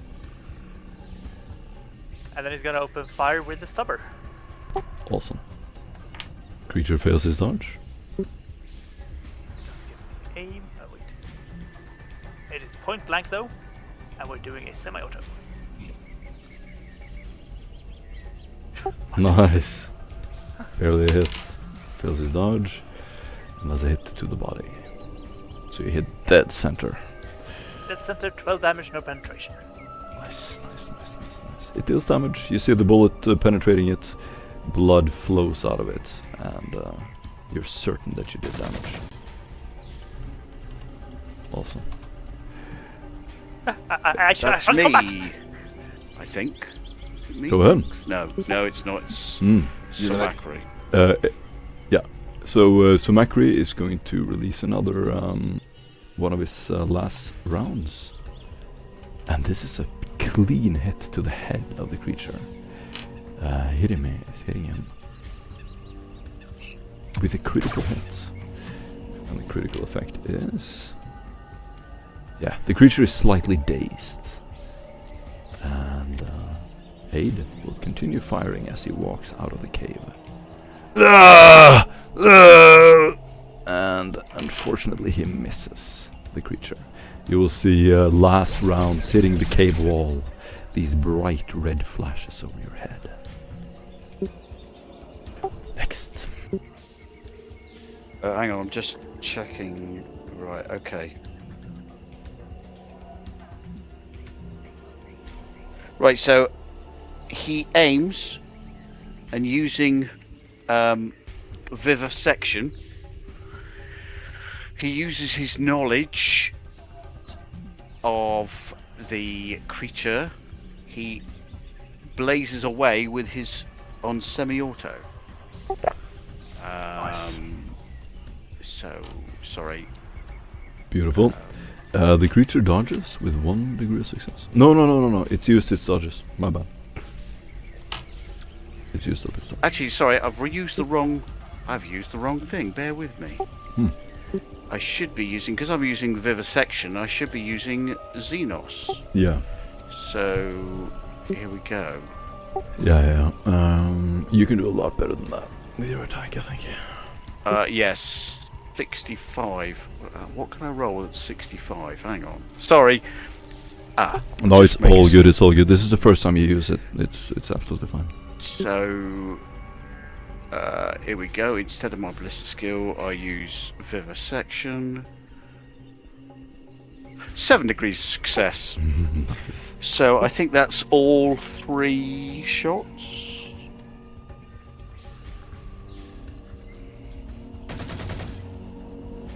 All 3 shots hit. The first one hits on 56's main body. Bear with me, I'm going to look at... Yes. Need to find the table, which tells me where else it goes. Hang on. Because... All animals within one become spooked and agitated. Characters in the pinball the psycho as the cause. It is not an animal. Good stuff.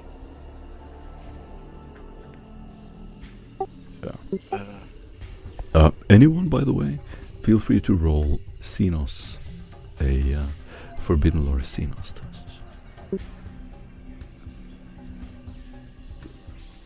At a -20. Here we go. So, body, second hit's body, third hit is one of the arms. So Well, all that's 3 hits. So the first one. Bear with me. No, just a -20.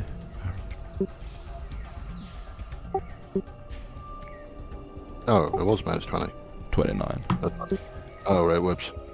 I'll roll in a second then. But, I think it still feels anyway. Yeah. Yeah, it does. So, Ooh. That is not enough. Because this is just a basic Forbidden Lore Xenos untrained, right? Yeah. Yeah, in that case it doesn't. No, it's a -20 on the knowledge test. If that's what you're doing. I mean, you can't use Forbidden Lore Xenos without the actual... It's a specialist talent, right? No. Just do what you want to do. okay. So, hit it. 2 rounds, punch into its body. One doing 7, one doing 9. Both pen 7. And the third one hits it in the arm for 13 damage. Pen 7. Beautiful. The creature is hit. You see it clearly bothered by this crawling around on the ground. Its sack has now punctured. It is leaking some kind of brownish goo. And it is flailing around. It is a large creature, but because of its agility and swift movement, it is tall rather than wide. You don't get any bonuses to hit it. The creature flails. Morrigan. Okay, Morgan seeing Tetricus go down and his arm flip off to one side. You'll hear a massive shout of "Enough!" in your mind. you'll notice all the birds suddenly go. Even though she's said nothing, the bugs on the ground will take off at great speed away from her. She'll hold out one hand and there'll be a tremendous beam of light which will go flying straight at the leg that was hit last time, smacking into the creature. Basically, you'll actually see the carapace on the outside basically go red and then just start melting as it's hit for 25 damage, pen 10.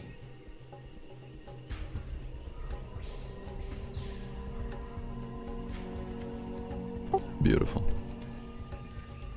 That is great damage. And the creature is shrieking and in deep pain as the NPCs are going to keep firing. That's a perfect hit to the head. Minimum damage. And the creature's turn. It is going to unleash its spiky tentacles on you, Phileas. Would you like to dodge? Yes, I will definitely try. I will. Hang on, how many fate points have I got? Fate points, where are you? Where are your fate points? Where have they gone?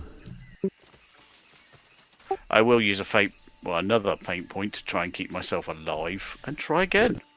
Yeah. And still fail. Oof. Oof, oof, oof. The creature is going to lean down with one of its heads and it's going to grapple your chest. So it's grasping your chest with one of its mouths that's like coming out of it, and it just like bites your collar and you feel this cold, deep, like pinching feeling in your lungs.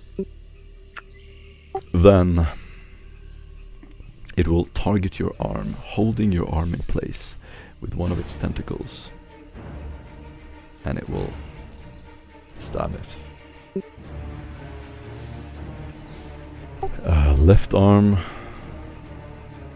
for a total of 21 rending damage. Yeah, minus a lot. 21 minus 10 is 11, so that's minus 13 to my arm. Minus 13 to your arm.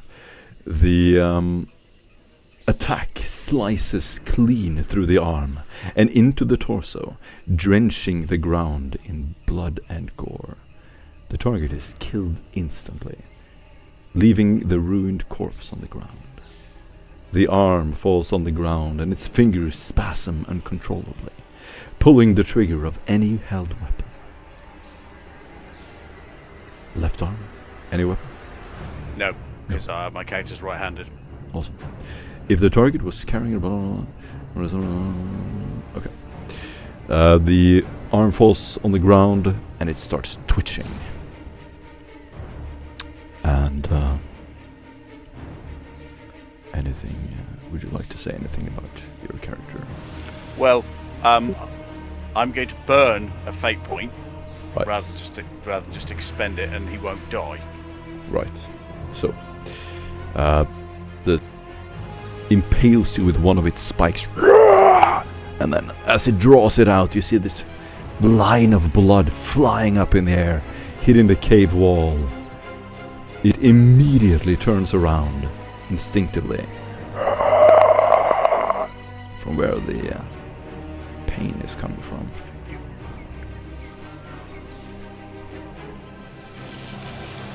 And it's going to use its movement to move here.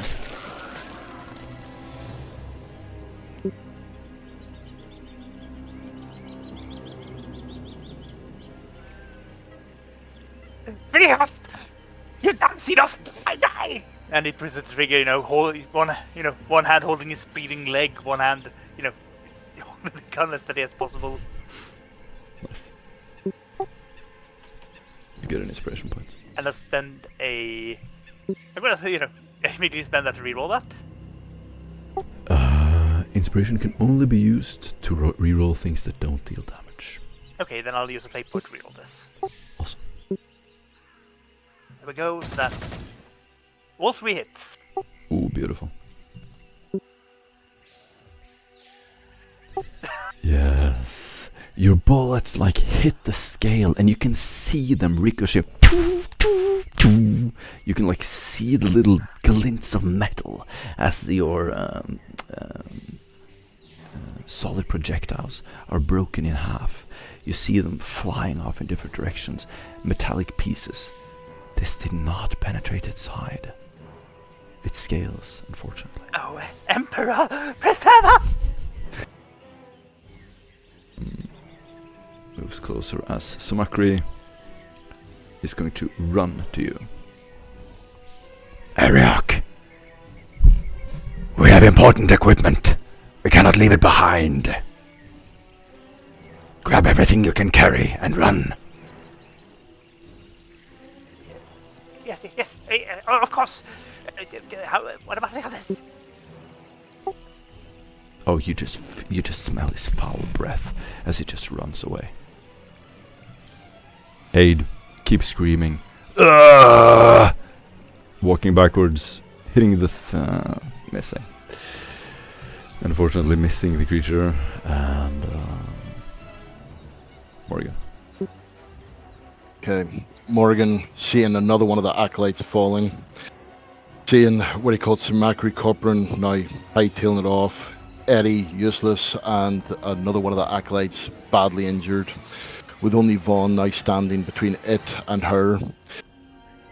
She takes hold of the force lance. You can see the wind slowly starting to climb round her. She reaches up, grabs off her pendant, and fires one last molten blast at the creature, striking it in the right leg for a damage of 20, 10. And you can just catch before it hits what he called her voice come over the vox. And she says, "Emperor, forgive me for what I'm about to do," and drops her pendant.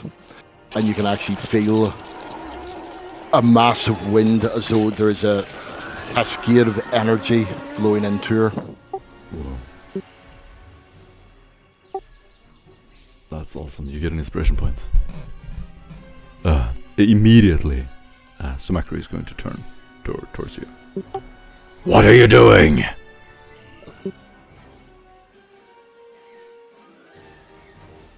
Run, witch!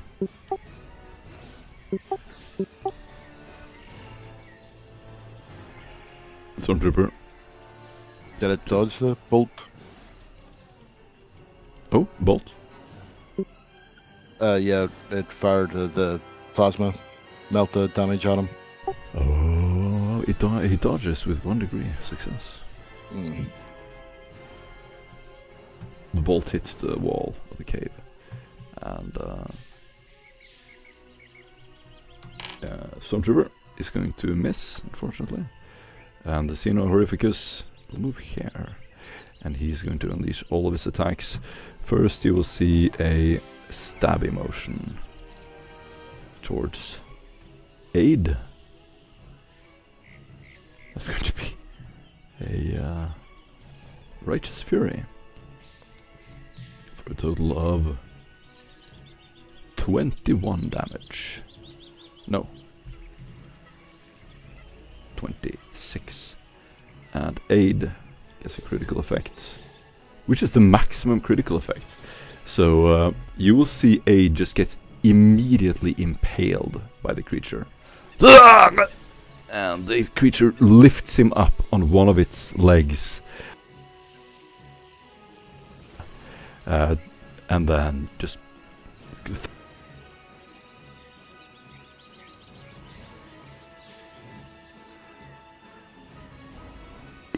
rolls through the front of you.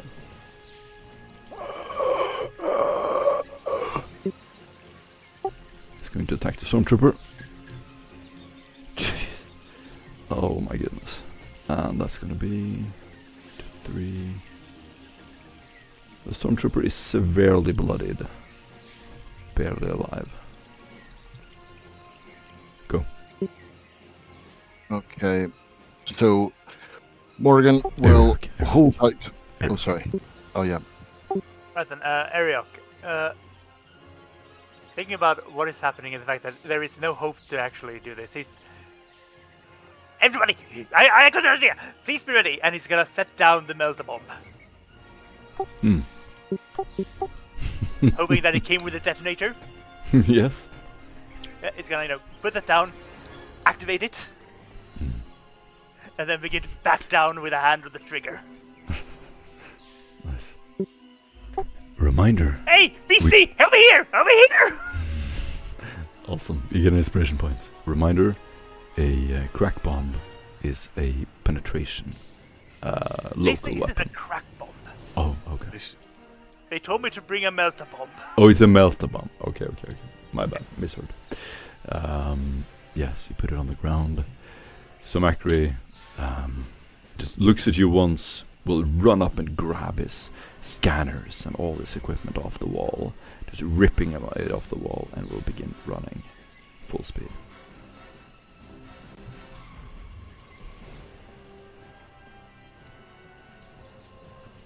Go. Okay, so Morgan you'll feel essentially the warp coalesce around her, and she will hold out her hands towards the homunculus and just fire off electricity like it's coming down in a thunderstorm, hitting it again and again and again, up to 6 times. It can dodge. I believe No. Yeah, it succeeds with 2 degrees. So he 2 degrees, dodges so- 2 attacks. So it's 1, 2, 3, and last one. So that's going to be 11 pen 4. Hold on. 1, Mhm. 3, 10, plus. So that is 5. Hold on. That is 15 pen 4, 11 pen 4, 51. Hold on. 51 pen 4. No. That's wrong. Remember, 2 Sorry. degrees of success on the dodge. Yep. Mhm. So it's one more. Okay, Eric, noted. Oh. Awesome, thank you. And it is going to... Yeah, last one's useless anyway. It's 8 pen 4. Oh, it does damage. It does damage. So that's going to be 11 pen 4. No, the only 3 attacks. Yeah. 1, 2, 3. Okay. So Okay. 15, 11, and 8. Stormtrooper is going to do a backwards roll to get away. This is a disengage action. And he is going to run at full speed.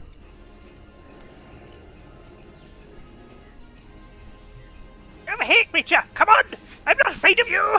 Using his special ability, he will run as fast as he can. The creature turns around in your direction, Morgan.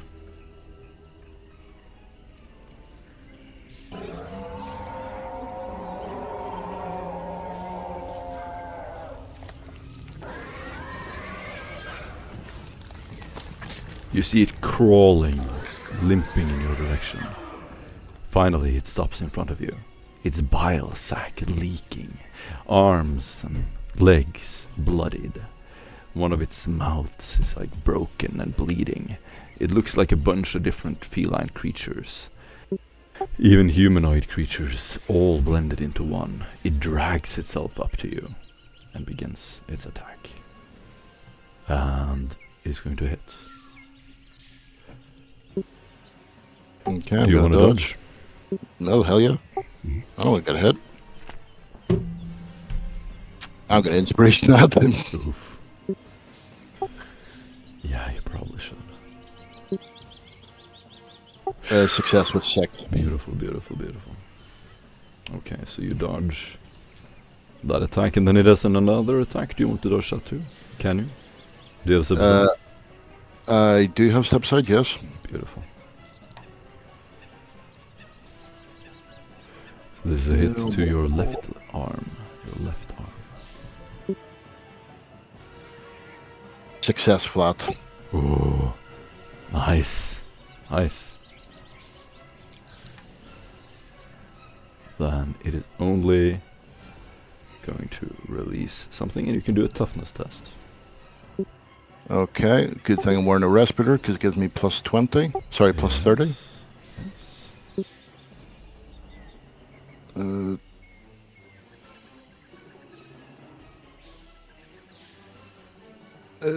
Plus 0.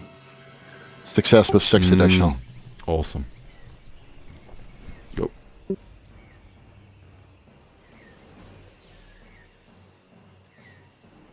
Right then.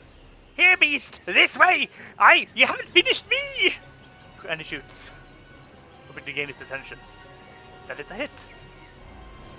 Ooh, Single. nice. Yep, that's a hit. It is not dodge. So that's 9.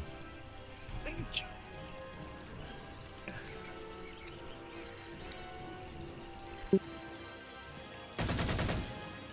Friggin' hide! Get away from that! Take it to me! Trick it to me! Do you get more hits? No, I just fired a single shot. Okay. Yes, so my crew will keep running.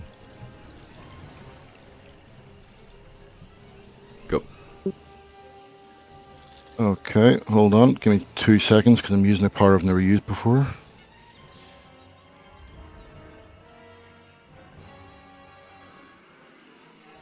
Okay, hold on just to show which one I'm using. Awesome.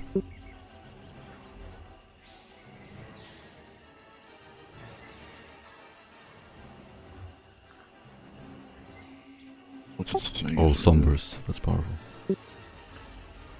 Right, All so around it's- him is reduced to ash and cinder. That's a... I believe there's an agility test to that. There is. Hold on.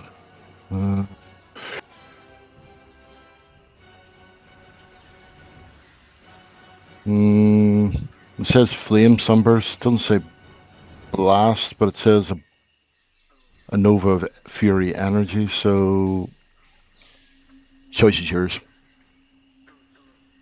Awesome. Yes, I'm fine with it. You can roll it without. I mean, if it's a blast, then it fails anyway, so it doesn't matter.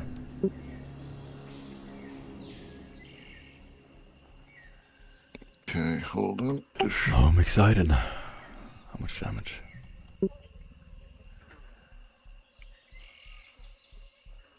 Oh no, it doesn't add pen. Oh no, that's a lot less than I thought it was going to be. Oof. Uh, Could still be 23 damage, pen 0. 23. So you'll see as he comes up and as he dodges it a couple of times, she'll basically sit there, look at it and go, I really hope this works. And goes and clicks both her fingers and you'll just see a massive blast of wave after wave of fire just coming out of every pore in her body. Just hit this thing. Everyone's blinded for a second and it is on the ground dead. No, definitely not. And it's still standing. And you'll just see her shoulders slump ever so slightly. The Xeno Certificus will continue attacking you, hitting you to the body. This is a new round. You have your dodges back if you would like to dodge. Success with 3. Okay. You take 23 rending damage to the body. Oh, that's a dodge. My bad.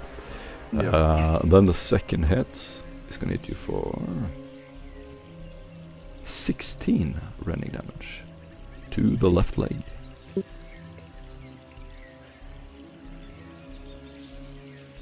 No, it doesn't fire off. Your force field jams. Or How much to the leg, sorry? so I think I said 16. 16. Okay. Right, okay. Is there any pen? Sorry, I missed No, that. never pan on this one. Or yeah. And then a total of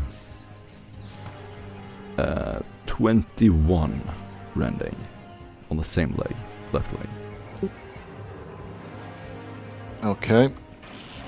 1 hit point left. It's going to take his final attack on your left arm.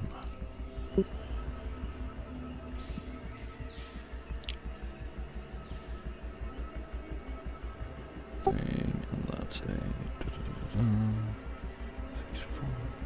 And this attack actually has penetration. It has 4 penetration, and it's going to be a 14.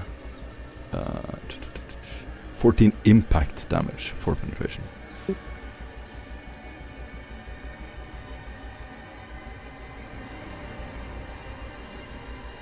Okay, so that is -9. On the left arm. Yep.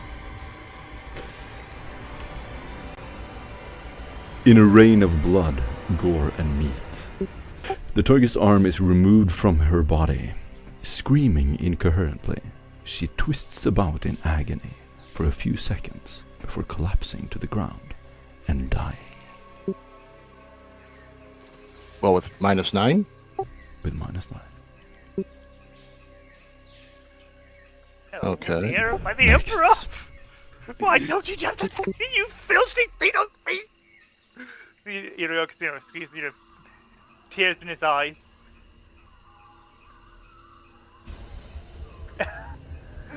That's the gun jam. Oh god. Oh.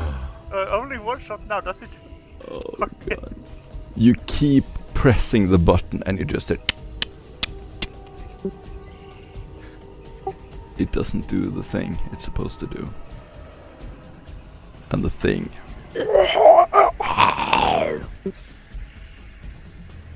It's crawling towards And just as it goes over I push the trigger. Causing a blast to explosion with 6 d10 damage. Oh, okay. As it comes here, you And trigger it the comes explosion.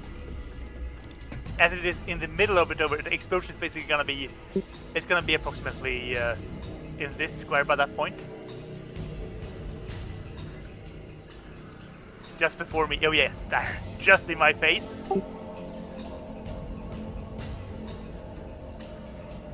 As 32, pen 12.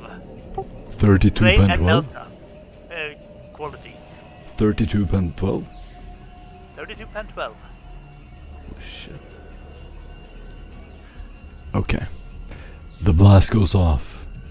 It is a gigantic blast. It looks like a tank round hit the cave, and you just hear this rumbling. You see stalagmites, lots of like stones, rocks, moss, all raining down in a single layer, just hitting the ground at the same time on top of the Xeno's monstrosity. The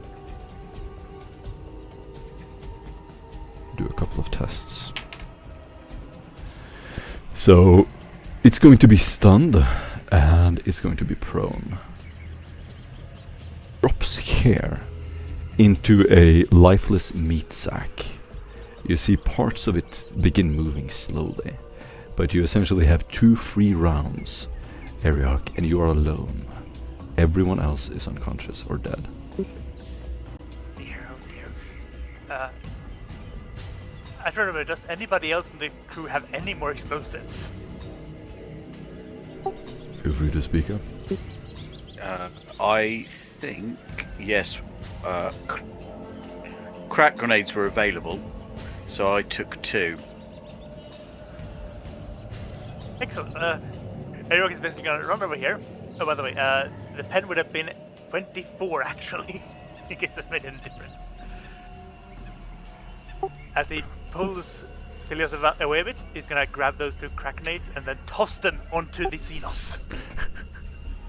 You pull the pin on the crack grenades, Yeah. and you like carefully just lump them over the creature. Yeah, actually, I'm gonna risk Drop something them here. into a cavity. I pull the pins, doubly, and then I go for it and I stick my hands into the writhing mess. Get him Oh, inside, attach them, and then just leap backwards. Probably landing on my ass. Okay. Both? Both.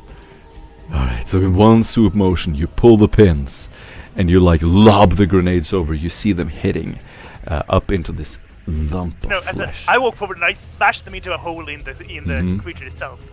Yeah, you punch them into one of the holes of the creature. You hear this thump sound, and then you hear this ticking.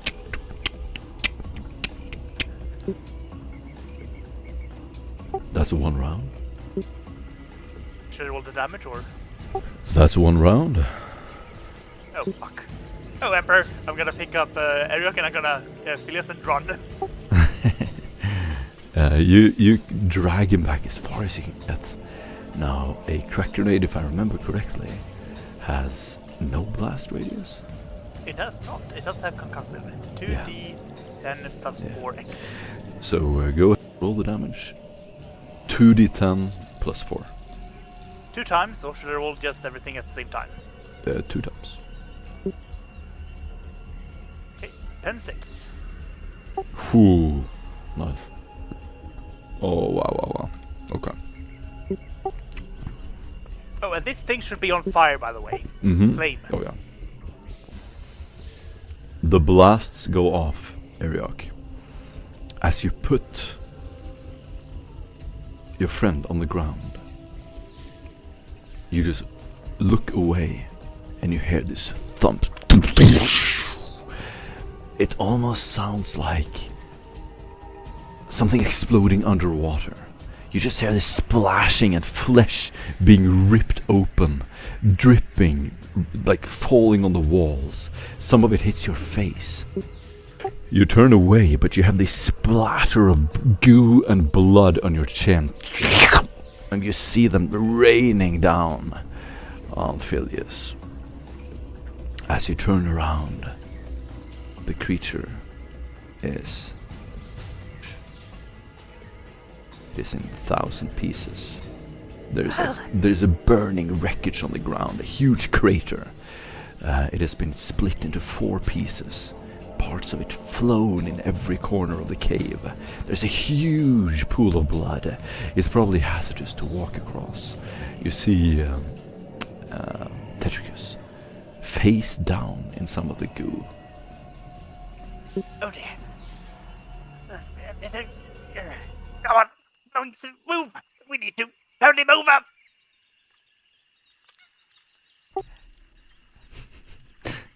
You're the only one who's conscious. As she tries to push it up.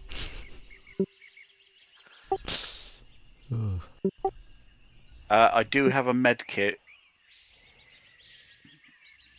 I'm trying to keep our ogre from, drowning. You flip him around and you hear this faint...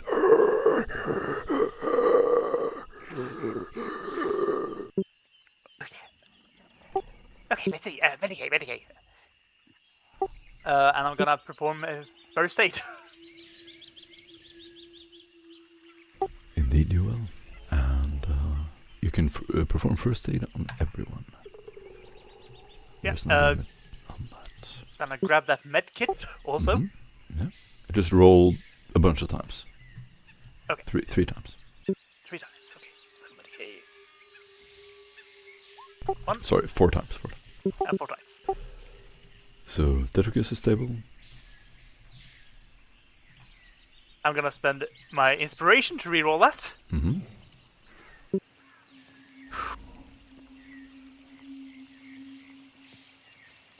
Damn it. Unless did I get any bonus for the med pack? Oh yes. You get a plus 20. That's a success then, that's a success. Beautiful. So I still have my inspiration in that case. All of them are successes.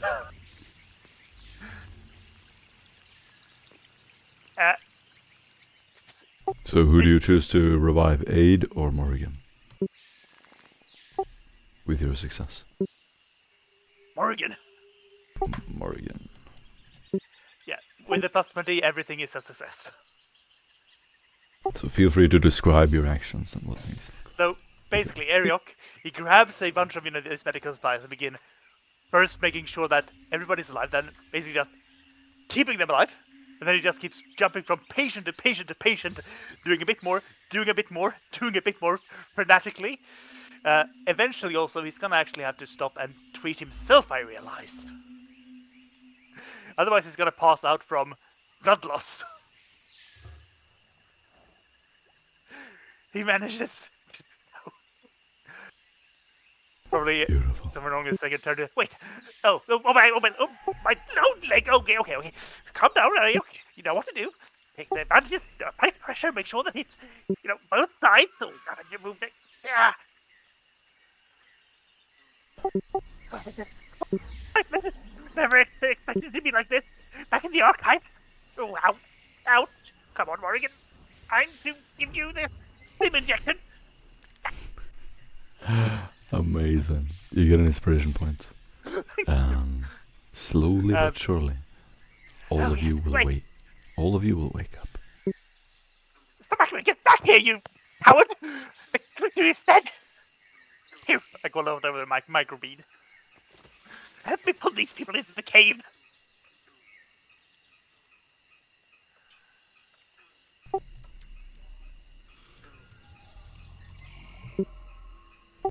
The smell is vile. It smells like rotting fish and diapers and everything. It's absolutely horrible. There are still parts of the fleshy thing that keeps bubbling and breathing.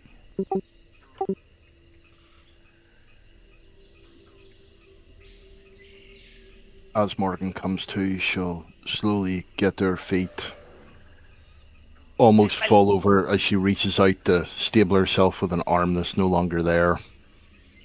And realizing this, then leans down on the other side and walks out of the cave over to where she dropped the pendant, picks it up, puts it back round her neck, and you'll actually notice that the vegetation, whenever she's actually walking through it, is aging quite dramatically and going brown as she passes. Lady Morgan, should I expect a few more wrinkles in the mirror after I bathe after this? She will have completely ignored you and is walking towards the quote-unquote hunter. Oh dear. Well, let's get these things on the fire so they don't reincarnate or something. And he's gonna toss the bubbling flesh into the fire. That I assume is still ongoing.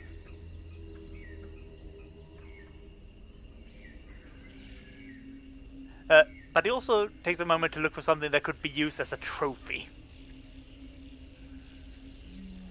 Most probably a tail. Or a very sizable weapon limb. Yeah, that, or a, one of the heads, basically. We need to keep the cover story after all.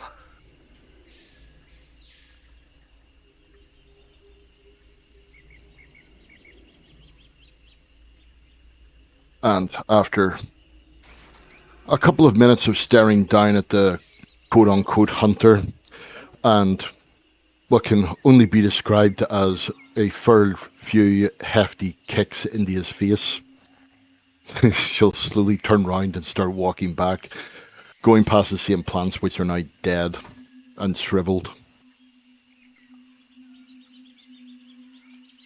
And is basically just going to walk back into the cave and slump down without saying a word to anyone.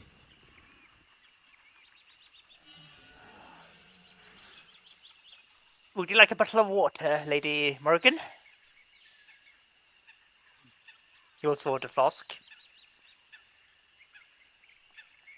And she'll look up at you and point to her lips. Oh, do you have a straw, do you? And she'll just start looking back at the creature. Tedrigus slowly rises, his chest rising up and down like a piston.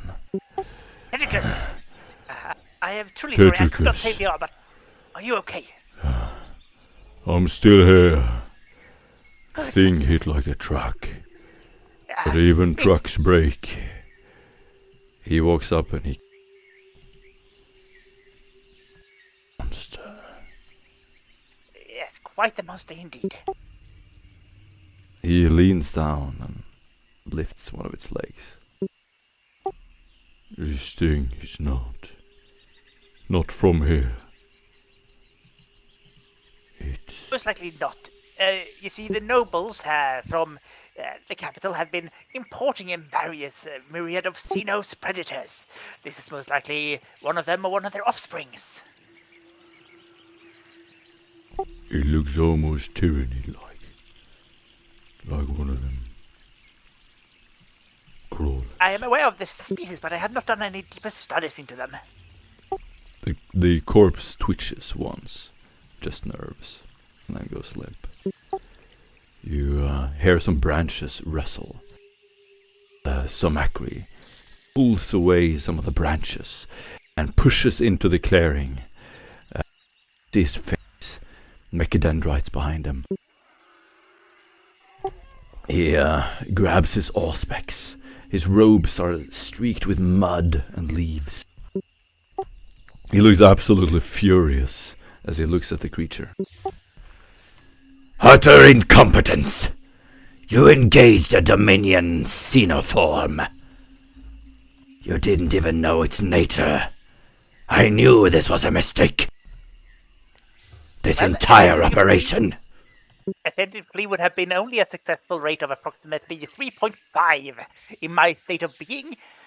That triggering it into the explosive was a much more raised my chance of survival and the successful mission by an additional 5%.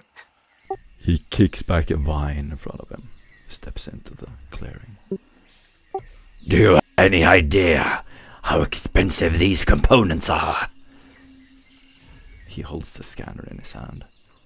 Yes, and I did not deploy the bomb until you were well away with the sacred archaeotech or tech gifts of the machine god, did I not?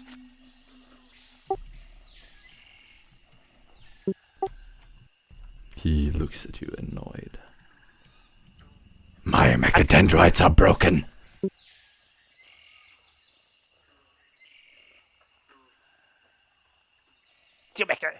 I don't know how that happened. You were not even hit once by the thing, I believe. Can we leave? He looks to you, Morgan. The young master is still unconscious. We also need to select one of these pieces to serve as a trophy to gain us access into the... well, to gain us admittance into the higher hunting echelons. He looks at the creature and just slowly walks in a half circle. Volatile fluids, mutagenic gas sac, spore glands.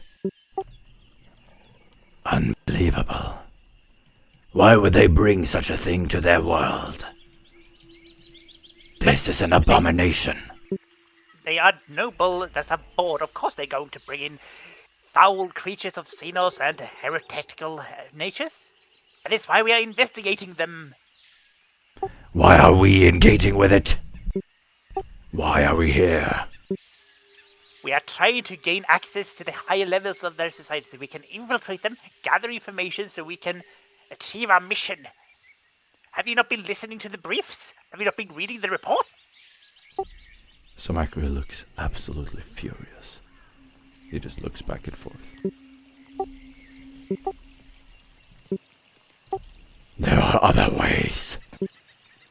I could have forged something. I could have created something we told them was from the creature. We did not actually have to kill it.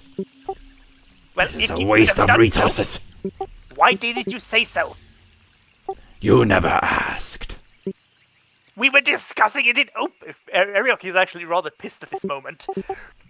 We were discussing it openly. You weren't there. You can offer your opinions and suggestions. If you just keep quiet, you do not have the right to complain when we do things. Tetricus steps in. He's right. It did try to bite you once, Sumakri. It did bite you or something. I saw it. Yes, it bit my mechadendrite. I will never be the same. Damned you. Well, next time, maybe speak up. Enough. What is done is done. Can we please get the trophy and leave? Mission has been accomplished for now.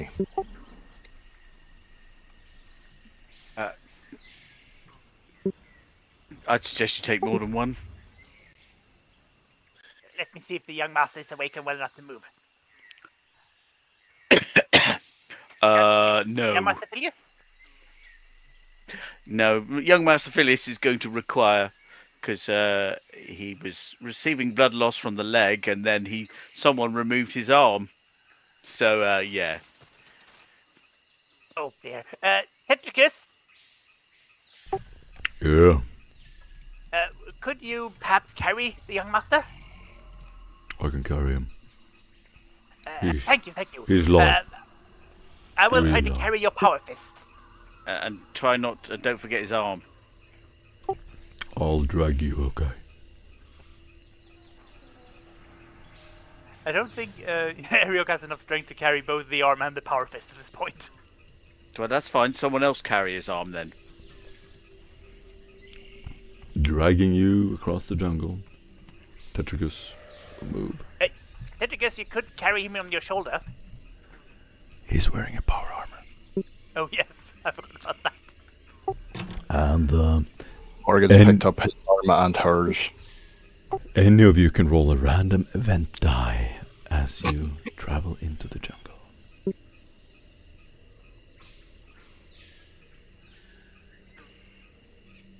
Gonna roll for stealth first. Sure. 45. 45. Excellent. How much does the arm weigh? How much does an arm weigh? Interesting. The ogre arm. The ogre arm, I'm gonna say like 50 kilograms, 60 maybe. Oh, in that case, I can only carry the power fist. Makes sense. Yeah, no, that's reasonable. And feel free.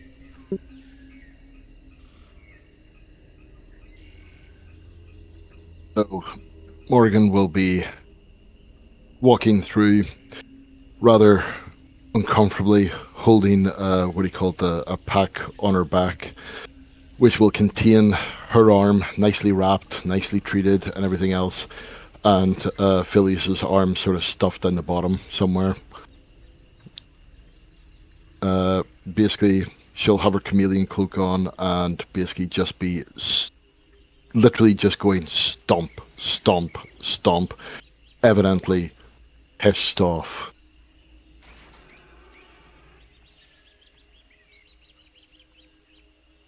It is, she'll actually sort of stop and go, does anyone remember where we parked the vehicle? Does any of this look familiar to anyone? Please do a navigate surface test. At this point, I'm gonna spend experience points to just have that, because otherwise we're gonna get You get a lost. plus 20. Plus 20 from having been here before. I thought- And then you can all do a survival test. So you try to make your way back to the river. Yes.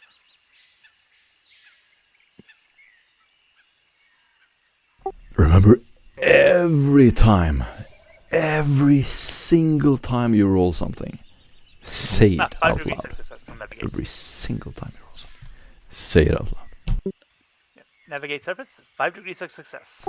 Thank you. Survival 5 degrees. Beautiful. Fail by 4 degrees on survival.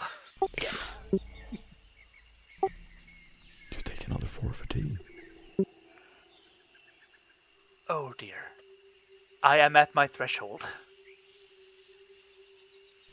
And you take 4 fatigue as well, Phileas. As Tetricus I don't think my character's too worried about that at this point.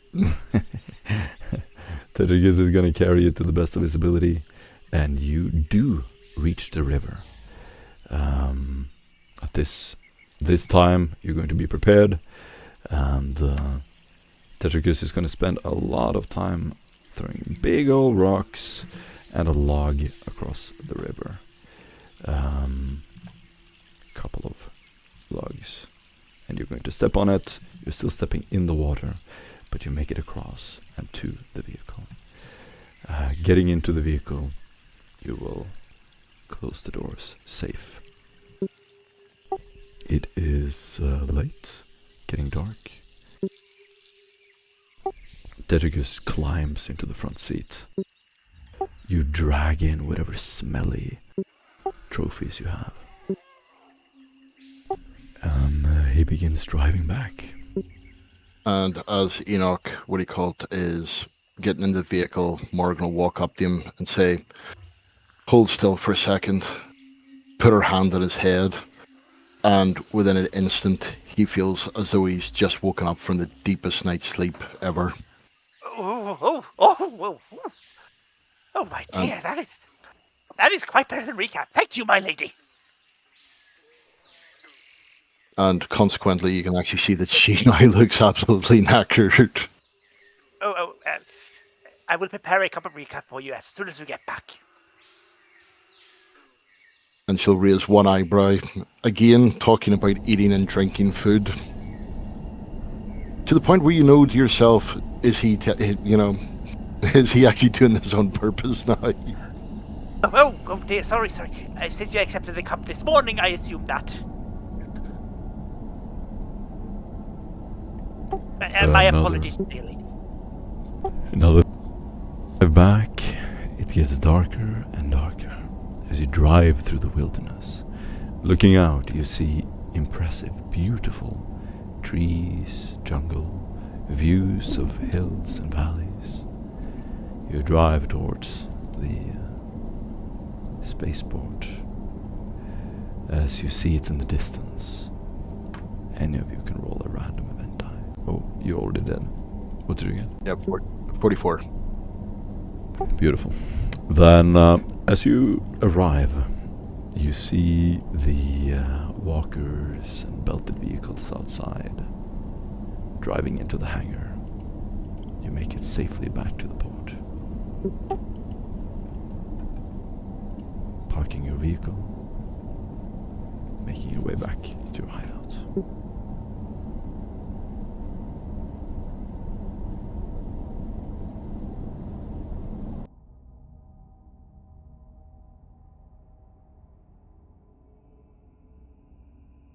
Bet you're all glad I told them to bring the melter bomb, because I remember some people saying, what are you bringing that for? Well, actually, fuck you. We're barely alive. I hope it was worth it.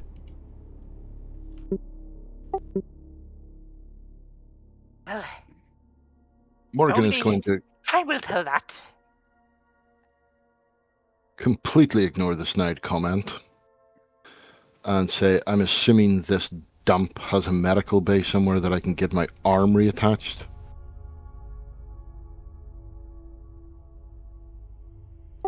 So Macri stumbles into the medical room, prepares it for you, and he will begin preparing for an operation.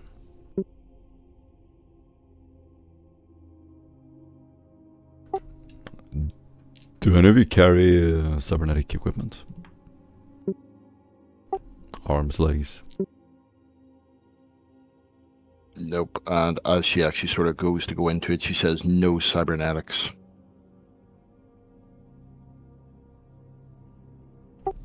Is your limb severed? Mm-hmm.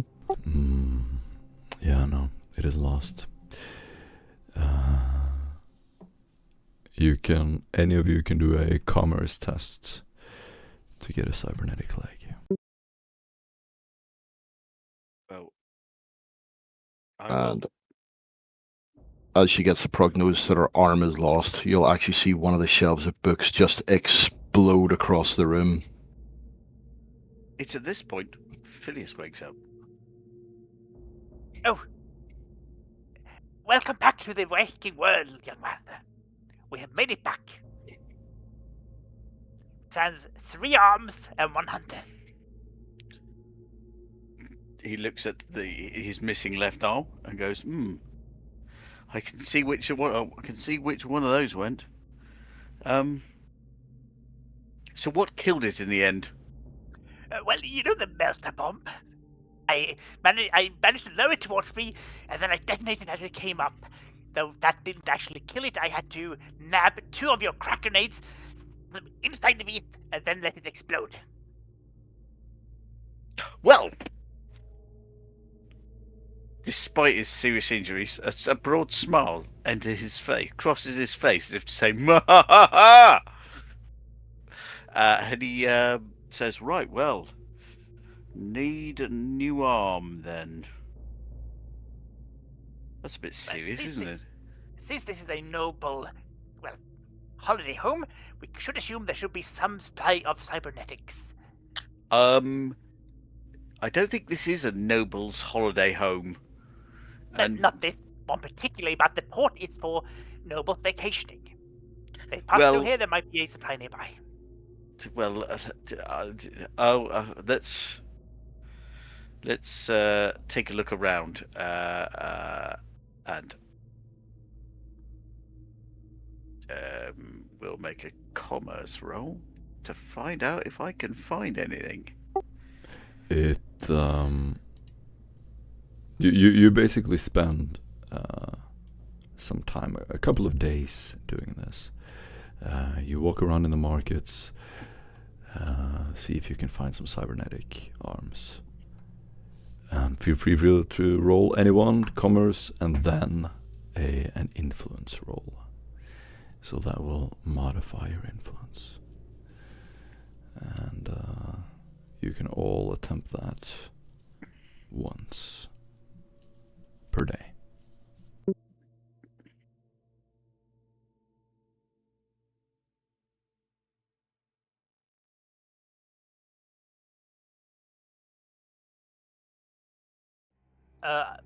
Enrico is actually going to be...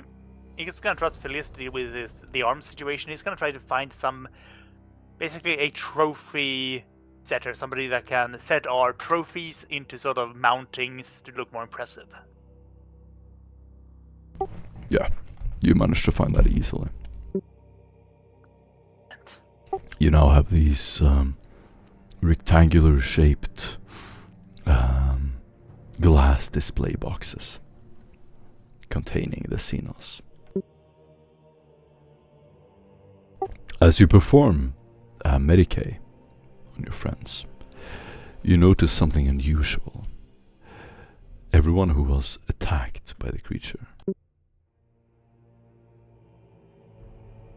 has a strange looking infection. And you can roll a -20 Medicae test. I can actually assist with this if you wish. To make it -10. Yeah, that would be great. And so, how many people can assist? Only one.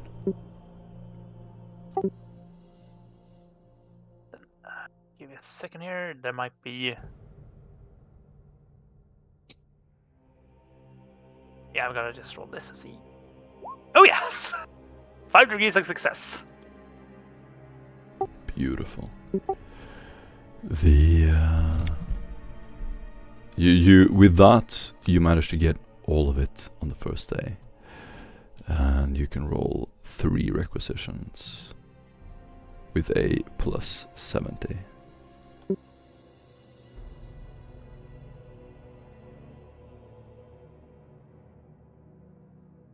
So the first one is 6 degrees.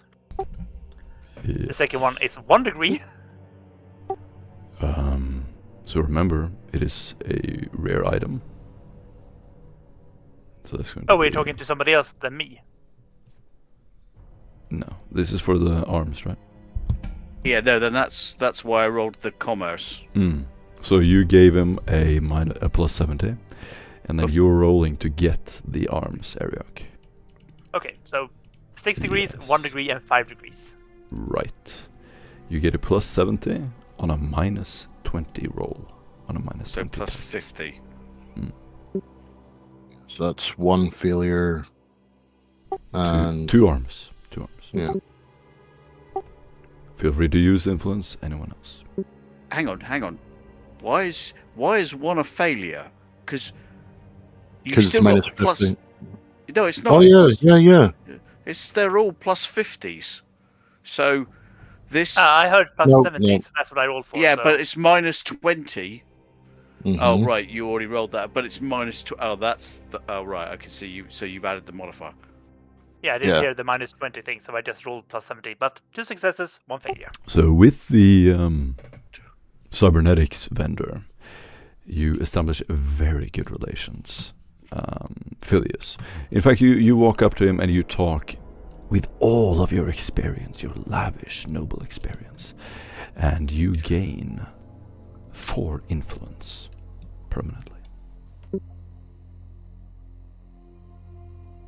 You befriend this man, and you also get some new contacts, some new channels to receive more equipment.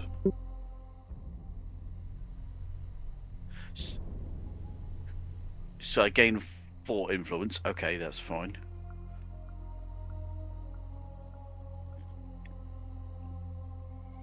And you lose a little subtlety.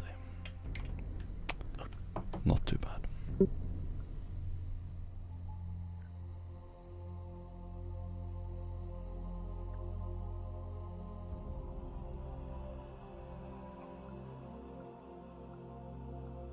Give the arms to the combat characters. Alright then.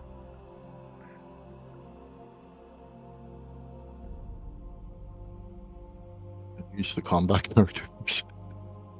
Well, that's supposed to be you. Actually, you don't need to. You don't need it, do you? Because you're not actually wielding anything in combat. So, the Ogrin for a start. And myself, I suppose.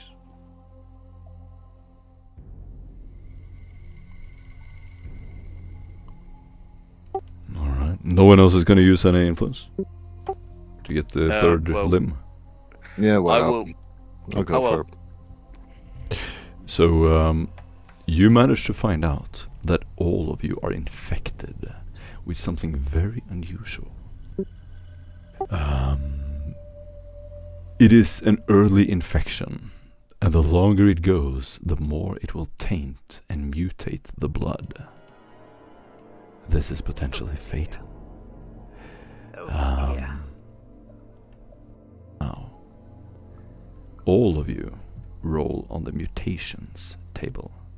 1d100. After she hears about mutations, she's gonna go up to Samacri Corporan and says, "This the same one you've been researching?" So Macri will, during the downtime, take a look in the lab, and he's going to do a trade chemist test. He turns to you. Yes, I am quite sure it's the same. The Dominion must be using it to modify these creatures. He, We are actually infected by something due to this. And have you got a cure? So Macri looks to you. Do I look like I have a cure?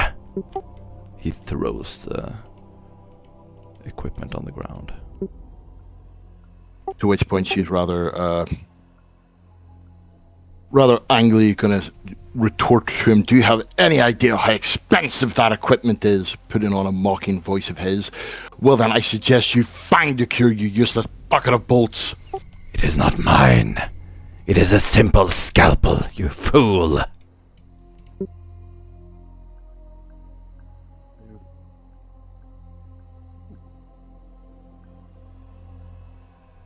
Find a cure. And all of you have mechanical limbs. You now all have cybernetic arms. So you can note +2 armor on that location.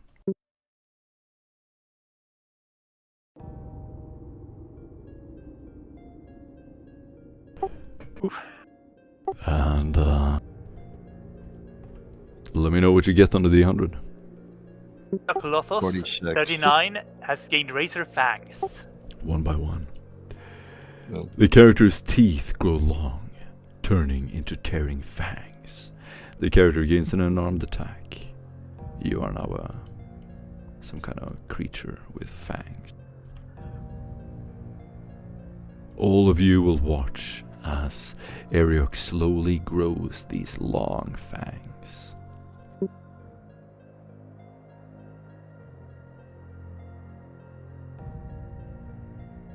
You feel funny, Ariok.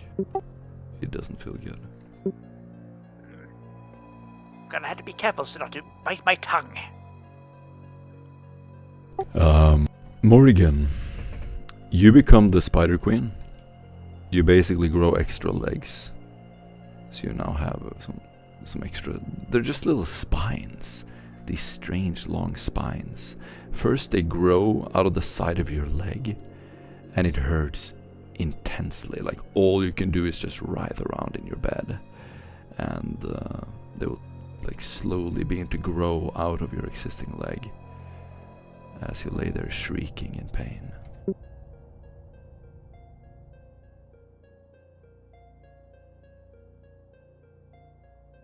Then, what he called, she will actually refuse the cybernetic.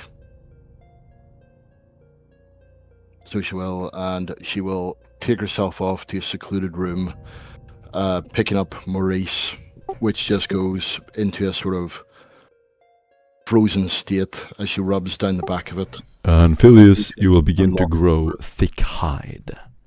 So on your skin, you will suddenly grow this very thick skin that gets thicker and thicker and thicker. And in the end, you have animal hide. Yeah, it'll be... I've decided it'll be scaly. Like... I don't know. Sumakri walks between you and he says, Now, which of you do I let grow into my own creation? And which of you wish to end your life?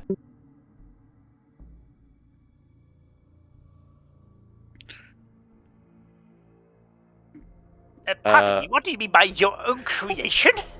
Sumakri will grow a tail.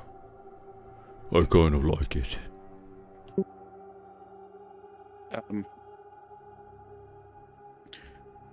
The tail can be removed through surgery. But my condition cannot. No one's going to be turned into anyone's pet. We need to find a cure.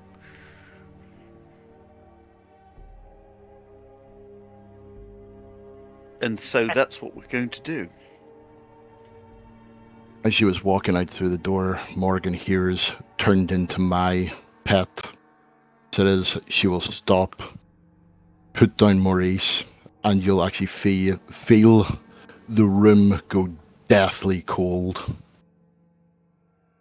It says, as she comes back, and you can see that her hair is slightly blown, her eyes locked on Sumakri Corpin. Sumakri, like a machine. You just see his lifeless eyes focused directly on you. You don't sense any soul or any deeper life there. And she holds up her hand. He's just analyzing you, watching you. And she holds up her hand and lets loose a molten beam directly at him.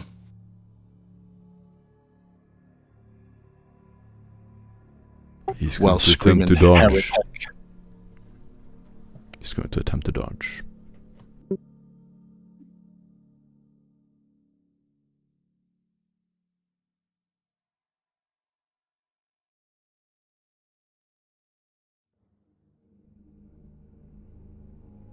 Do do do do do do do do do do.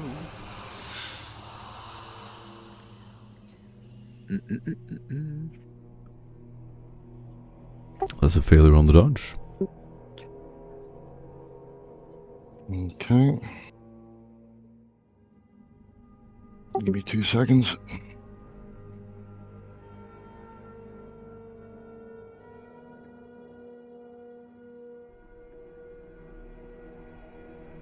At this So- This is point, effectively a hit. surprise attack, I assume.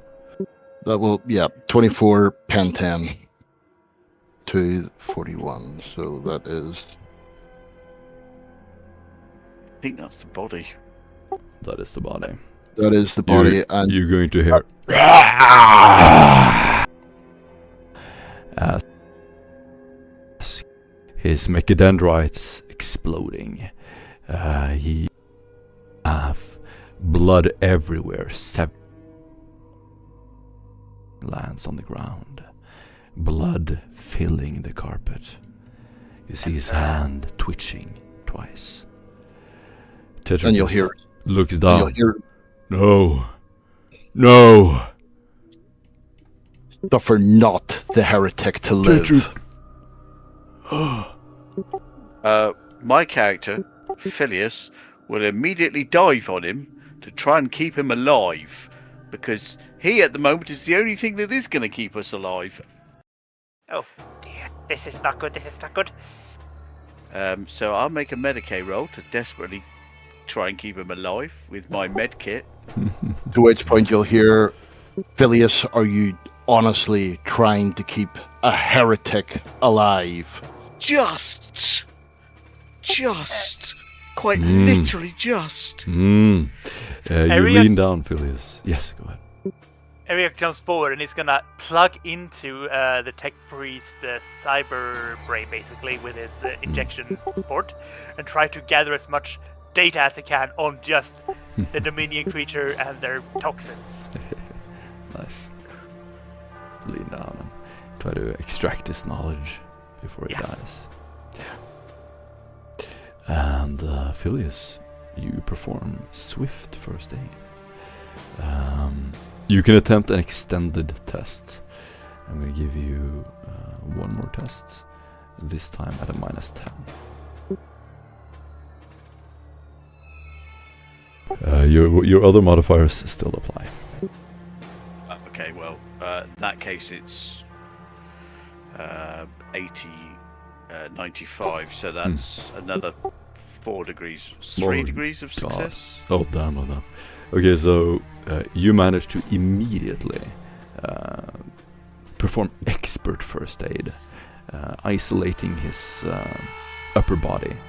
Now, Sumakri is mostly machine, and in fact, his heart has survived. He has been severed at the spine, but this is a mechanical spine. And even though he is on the ground bleeding out, you manage to protect his heart and his lungs, stabilizing him just barely. Tetragus will storm across the floor. You killed him! You witch! He storms up the stairs. Was a heretic. You heard him yourself, Tetricus. One of your friends fought and died to try to stop this very thing he has been creating. He's not Tetragus been Tetragus just stops in front of you, holding your collar and breathing heavily.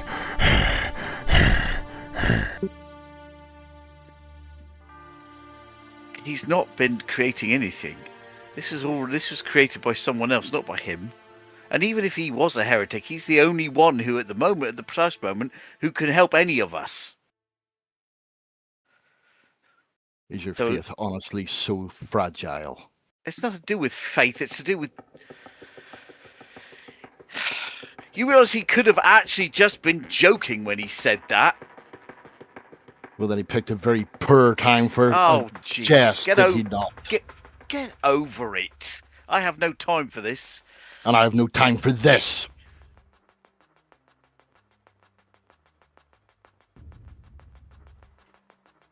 Well, my character's...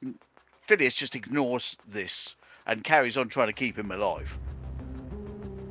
Not for long, he doesn't. 1 degree of success. Wonderful. Yes. There is basically like a digital copy of his memories. There's also a picture recorder running at all times. You extract the data. You immediately pull it out. All of the data of his recordings, his notes, his thoughts. You slip it out of his socket. Zachary lays there twitching. I... No, do not worry. I have preserved your knowledge. It shall be made to use in the cause of the Emperor, the Avatar of the Omniscire. Though I did not Zachary, find you, twitching on the floor, die looks in up at you, peace. his mouth filled with blood. Give it to the Inquisitor. His mouth mechadendrites fall out, and he begins breathing his own blood. I'll deliver it. Have no worries. Phyllis will see if he can do anything else to keep him alive. He needs a proper surgery, which is an extended test. So you can attempt to pull him. You basically only need his upper body. He's at this moment severed from his lower body. And So Phyllis will in fact drag Yeah. him into the surgery. yeah. Unless you And, wanted to do something first, Morrigan. Yep, I am going to dominate Tetricus. Mm-hmm.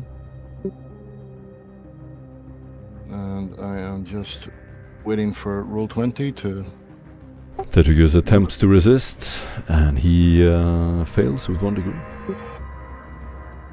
Okay, she is going to say, drop me and block the other ones from the door. Yes, milady. He gently drops you down on the ground, steps away. What was the rest of the orders? Block the rest of the door. He'll walk back to the door and block She will go like that. Maurice will come flapping across, land on her shoulder, and she will leave.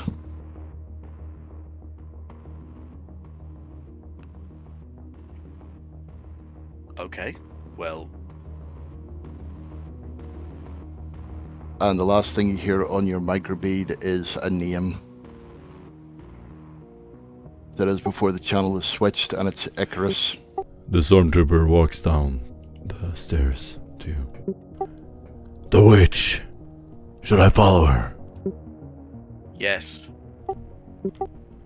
I always said that this was a good idea. Mistress Morgan is in a very agitated mood at this point. You can see him breathing deeply. I'm here to follow your orders. But I can't do anything unless you tell me. Just follow her from a safe distance. He begins jogging up the stairs. Right. And please do a -10 Medicaid test. Morgan succeed you- with 4 yeah, with additional yeah. degrees of success for stealth. You disappear into the crowd. No issues. The last word you heard was what? Icarus. Icarus. Okay. Icarus. Tetricus will come to his senses. He walks up to the railing, looks down. My one weakness. She knows me. Right. Help us take the body. Help us take the tech priest to the operating area. Yes. He grabs the tech priest, puts him down like a lump of meat. Just thud. -10 Medicaid. Okay, 2 degrees success. Then please do a -20 Medicaid. So that's just a plain roll. This takes several hours and is a long operation. First, you isolate the blood flow, stabilizing him, his lungs, his heart, and finally a -20 Medicaid test, please. Assist from Ariok, by the way. Absolutely, yeah. You give him a +10.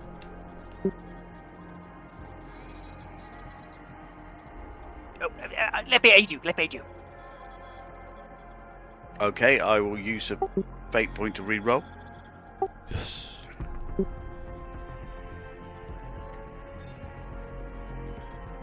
Two degrees success. Ooh. You just managed to stabilize Sumakri. And in fact, on the operating table, it is a mechanical task to reattach his legs. Any of you can attempt a take-use test at a -30. It is very delicate machinery. So I am pretty trained in tech use. good. I'll support you then. Right. Right, so -20. You get all bonuses from any equipment you have, like toolkits, anything else. Unfortunately, you I don't have a also- toolkit. Only my interface force, and I don't think that's going to help me well while repairing stuff. Also get a +10 from Phileas. And I'll spend an inspiration to reroll that. Yes.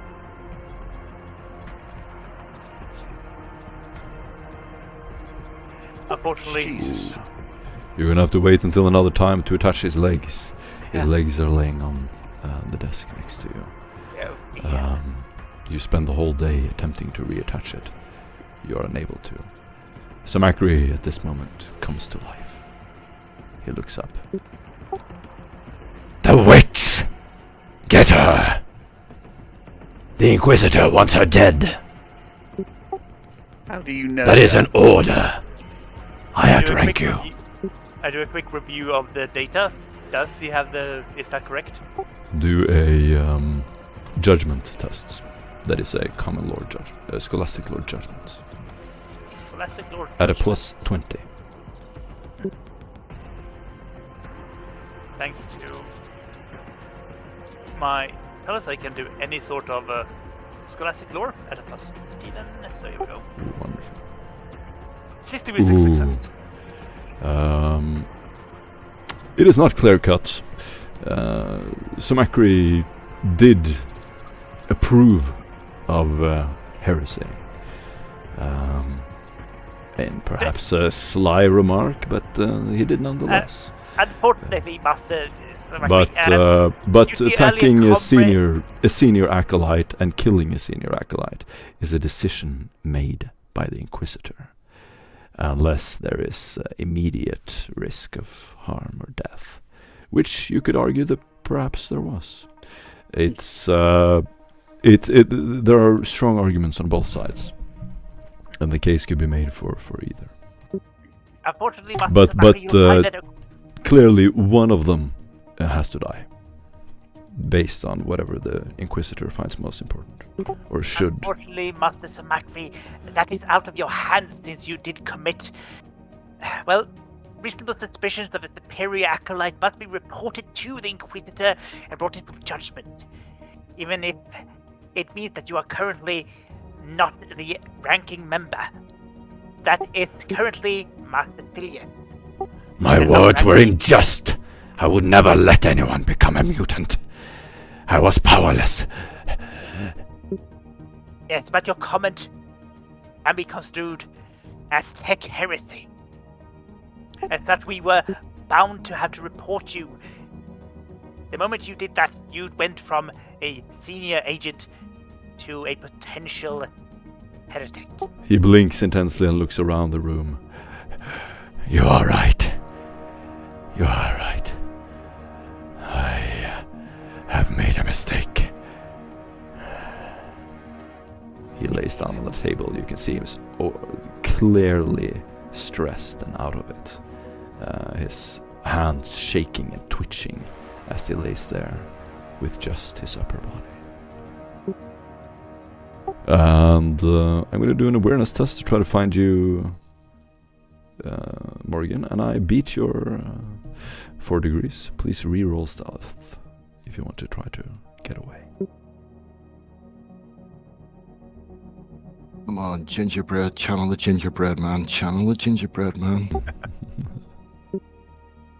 5 degrees of success. 5 degrees, wonderful. Well, Yeah. 5 success with 5 additional. At one point in the trade port, you see the stormtrooper like running into the open.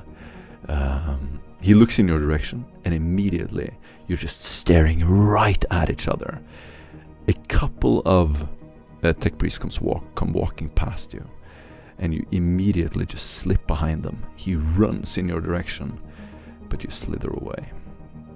You made it. And you'll hear in his voice. He'll hear a voice in his head. Go back to the rest. You really don't want this. And Morgan, you are free to move wherever you want. And taking the rest of the downtime, I'm going to say you eventually stabilize Sumakri. With nothing else to do to find Morgan at this point. That is 2 more days having passed. And I want you all again to roll on a mutant table. By the way, no. During those 2 days, any of you can take a -50 Medicaid test to attempt to find the cure to the mutation. I will try that. Mm. Oh, hey! -50. Give that a go. So he definitely tries using what limited medical equipment he has. You and can the always medkit. roll a 1, even if you have no chance. Well, he has -50. Do we include the medkit? Or is Oh, yeah, that yeah. not really appropriate? Medkit counts. Can we both use it, or is it just one of us? Both of you can use it. Excellent. Here we go. Degree of success, bitches! We both got it. Yeah. Success. Sick. Okay, so Oops. Morgan and Phileas, you managed to cure yourselves. Ariok, please. So Oh, I don't you think would you're- have to take a sample of your blood and basically reverse it personally for yourself. So Ariok, please do another D100.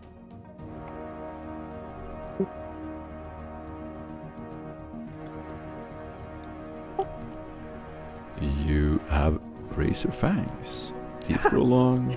Very fangs. They grow even further, or what? Saber Yeah. tooth. Yeah. You have like razor fangs and feet. Oh, so I now have feet. Great. Oh! Is there one? Is there one for fur? Because it looks like Phileas is about to get a kitty cat. Do I still take the 5 fellowship damage? Yeah. Okay. And please re-roll the -50 Medicaid for the next day. Can I assist him? Yes.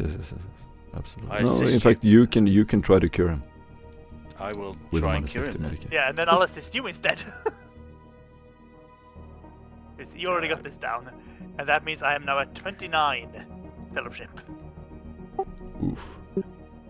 Oh please! Minus 29 still higher, 9 higher than me. As soon as the blood is no longer tainted by the lacrimol, you will in fact find out what this thing is. Use a fate point to re-roll, and that's my last one. Come on. Yes. Where am I? Who am I? What am I supposed to be doing? Medicaid minus Here, 50. here. Oh no, I'm not actually in the room, so No. Yeah, I cured him. So this thing is infected with the same thing that the Dominion. You remember earlier in the campaign, Aaron, right? You remember the mutation thing? mhm. Yeah, this is the same thing. Well, at least now we have a cure. They call it worm blood lacrimol. It is a sink creature that once you're infected, you will begin to take its shape, take on its consciousness. And it is a single life form that's spread across many different bodies. So you would begin to share its mind. It's almost like a Tyrannid hive mind type of thing. And this is thought of as a weapon used to destroy worlds. However, this thing is relatively contained here on this planet, as far as you know. Do the mutations actually go away once we find the cure? Yes, yes. They will slowly reside. They will slowly begin to grow back. Will I get back my fellowship, or is that perfect? Yes, you will get back your fellowship. Yeah. And after a while, you patch up some Acri. I'm going to say all of you are fixed. New limbs, fully healed. And some time passes. You all realize that Morgan is gone.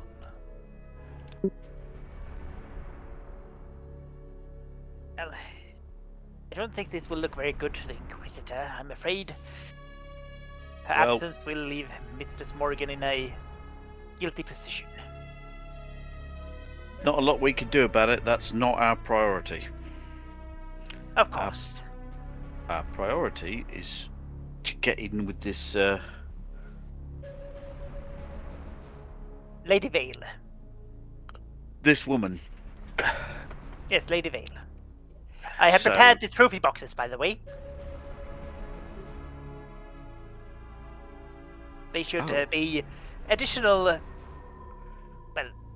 weight to our argument. Well, I was thinking of turning one of them actually into a weapon.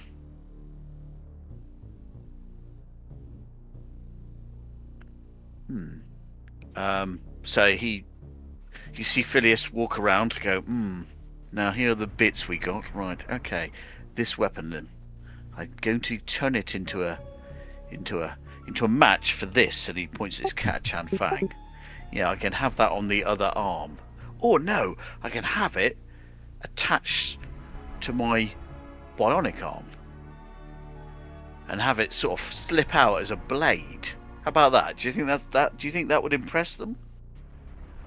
It would be an appropriate measure for a scion of a rogue trader dynasty to weaponize the thing that almost killed him. So I believe it would be quite fitting, young Master Phileas. Okay.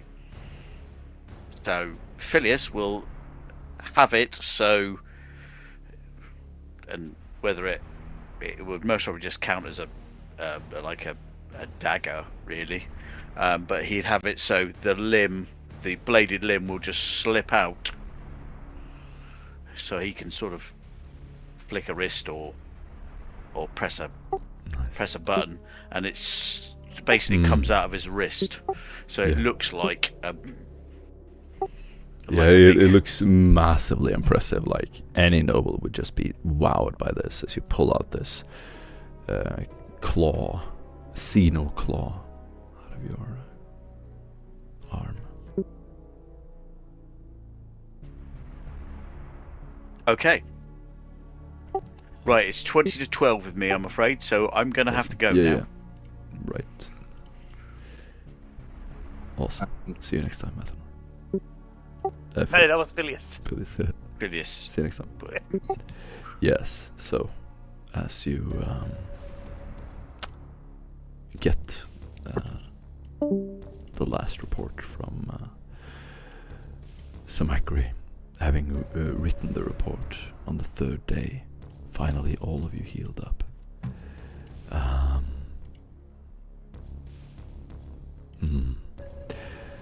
You're going to sit there while the mood sort of murmurs and gets darker and darker. Samakri is brooding, walking back and forth. And then you'll hear a beep, beep, beep on your microbead of an incoming transmission. Copying? Who's this? Oh, I am Eriok, in service of Lord Phileas, scion of Rogue Trader House Medicath. Enough of the bullshit. My name's Rickard. I shall be appearing within the next few days with a contingent of men. I want a full report on what has gone down here. I want to know why Morgan has gone off the rails, and I want to know who is responsible for it. Rickard, out.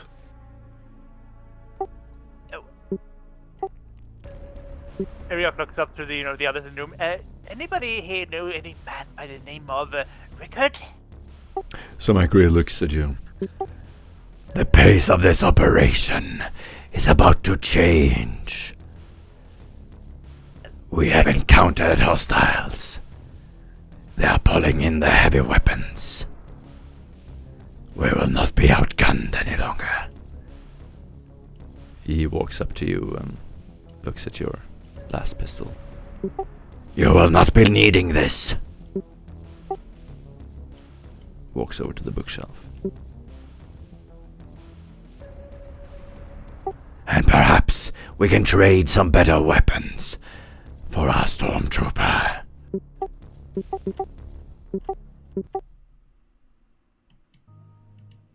Tatricus Yes, looks down. considering what we have faced here so far, our weapons have proven rather inadequate to the challenge. I believe that would be a quite intelligent move. Rachel, do you think they're bringing any more melter bombs? I think they're coming with everyone.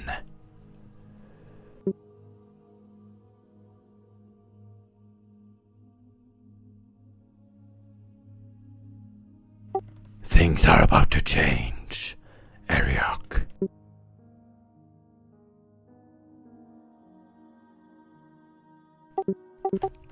I So imagine Macri. just as us. So Macri, reading a book of tactics, will look to you after a while. Next time, we retreat 10 meters before provoking the apex predator. Yes? Sounds like a very good tactical decision. I prefer not to record my death. Closing the imagine- book. That would be rather morbid. He puts it back in the bookshelf and slowly walks up to the surgery table. He just strokes it with his hand. The presence of this thing confirms Dominion experimentation on Pottergrim.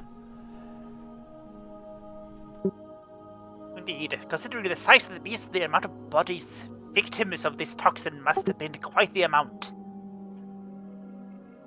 Who knows how many more of these they keep out there as hunting sports or kept ready to unleash upon their enemies. Perhaps we must find out what they use it for. Why would they have something that dangerous here? Why would they risk it? Perhaps this is the case of one of their subjects escaping. As we already established, they are quite deadly and could be tremendous weapons. But what if some of them escaped? Not on purpose, just slipped through the net. There is some probability that you are right. Tetricus looks down at the corpse, whatever About you have left. 14.3%, I believe. You are correct. Tetricus begins smelling the hand. It smells like one of the ones we fought in the Underhive. On Visuna. The same burning metal smell. This thing is... It's not made in the woods. It's made in a lab. So Mac really looks up at you. He looks annoyed. You are correct. The chemical trace is identical. Dominion gene lacing. Whatever they're doing here. Perhaps it is some kind of testing field.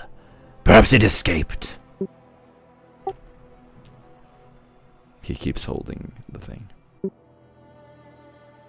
Only they can answer. Only the counselors know. Why are we not holding them responsible? the amount of influence and harm it could do to productivity on this planet might be why judgment is withheld for now. Unless it is done swiftly enough and with enough authority and backing, the effects could cause a, well, domino effect. Entire regiments of Astra Militarum gone without supplies, losing fronts we cannot afford to lose.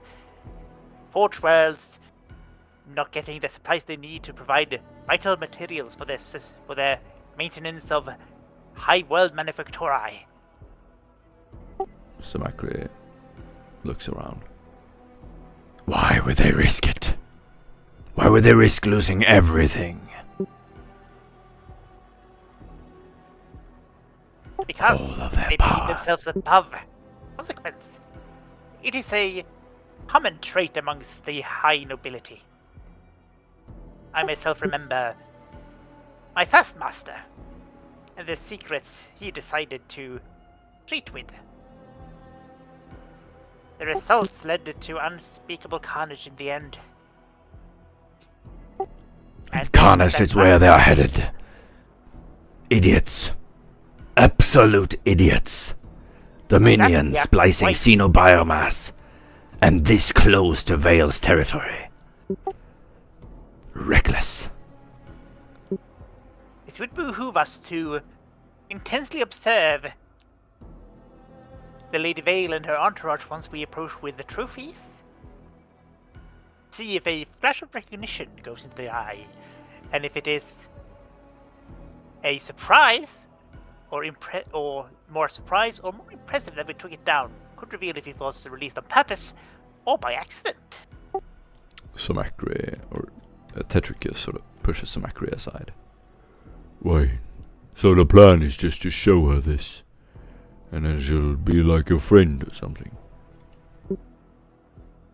If we can get inside of her, well, her property, we can find more information.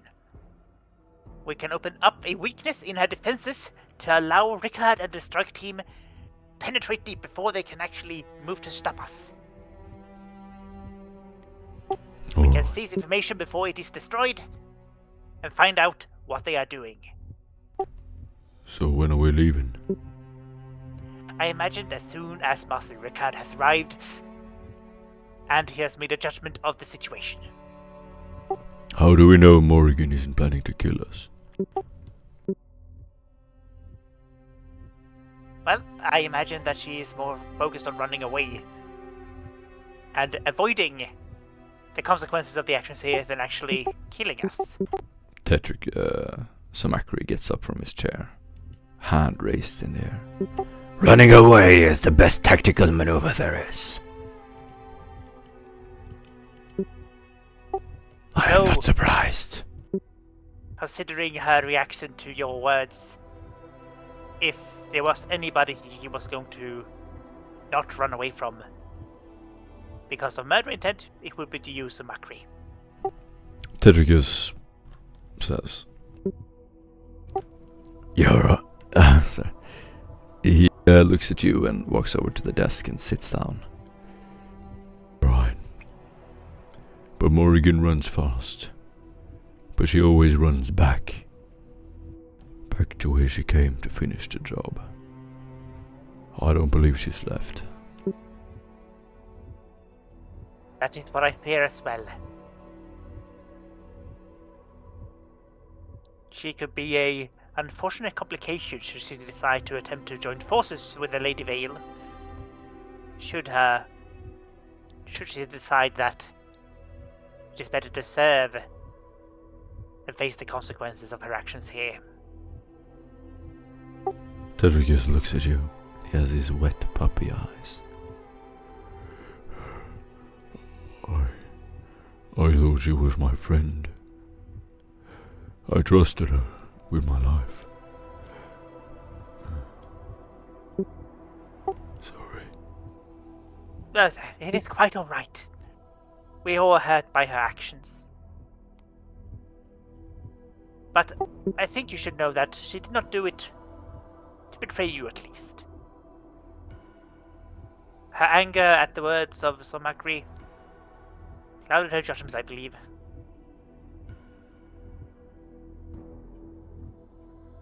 What she did was horrible, but it was not intended to hurt you, Petricus. Take some solace in that at least. Tetricus turns around, looking out of the window. The blue light from the night sky hitting his face. Low smoke slowly building up over his head. Tetricus looks towards the jungle where you came from.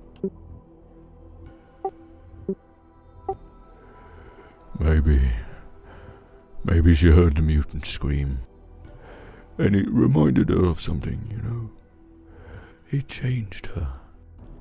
Maybe the mutation reached her brain. And it made her different. Maybe it wasn't Morrigan. It was someone else. Maybe she got scared. Yeah. She was scared. That, I believe, is the very truth of it. He, unfolds something in his hand that Morrigan gave him. Clutching it, rolling it between his fingers.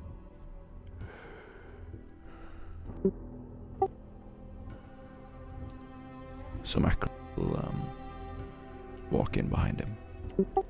We all heard the scream. We continued our mission. She has abandoned us on a moon infested with Dominion splices. She is a liability. Liabilities get people killed. Eriok puts his hand on Samakri. It is not the right time for that conversation with Tetricus. I say we hunt her down. You do realize that she has most likely already started to mutate far beyond. It took the combined efforts of both me and Phileas to stop the mutation in me.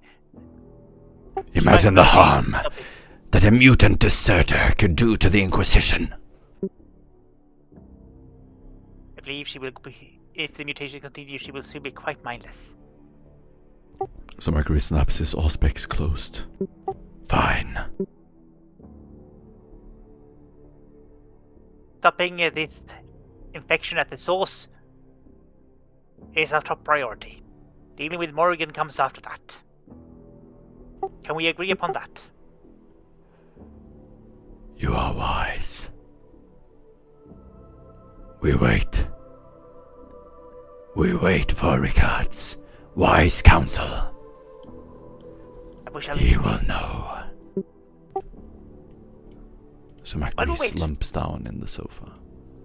Defeated. While we wait, would you mind telling me a bit about this Ricard? This is the first time I've heard of him after all. He sits down in the sofa. He's slumped down.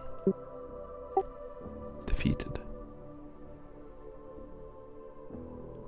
Ricard is a hero from Cadia. A legend. He survived much. He once commanded battalions.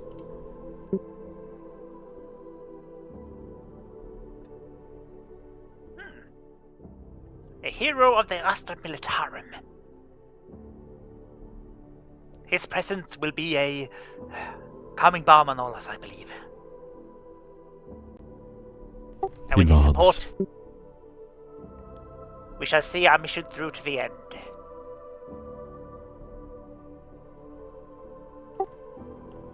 When he arrives, we will hunt. We will hunt. Samakri looks for the first time. You see this righteous indignation, almost anger, from this usually controlled and unemotional man. He looks out on the air and you can see his reddish eyes beaming with intensity. And I'm gonna say we speed up time about a week until Ricard arrives. Ricard, Mm. how do you arrive? Give me 2 seconds. No. Okay, so it'll be early in the morning.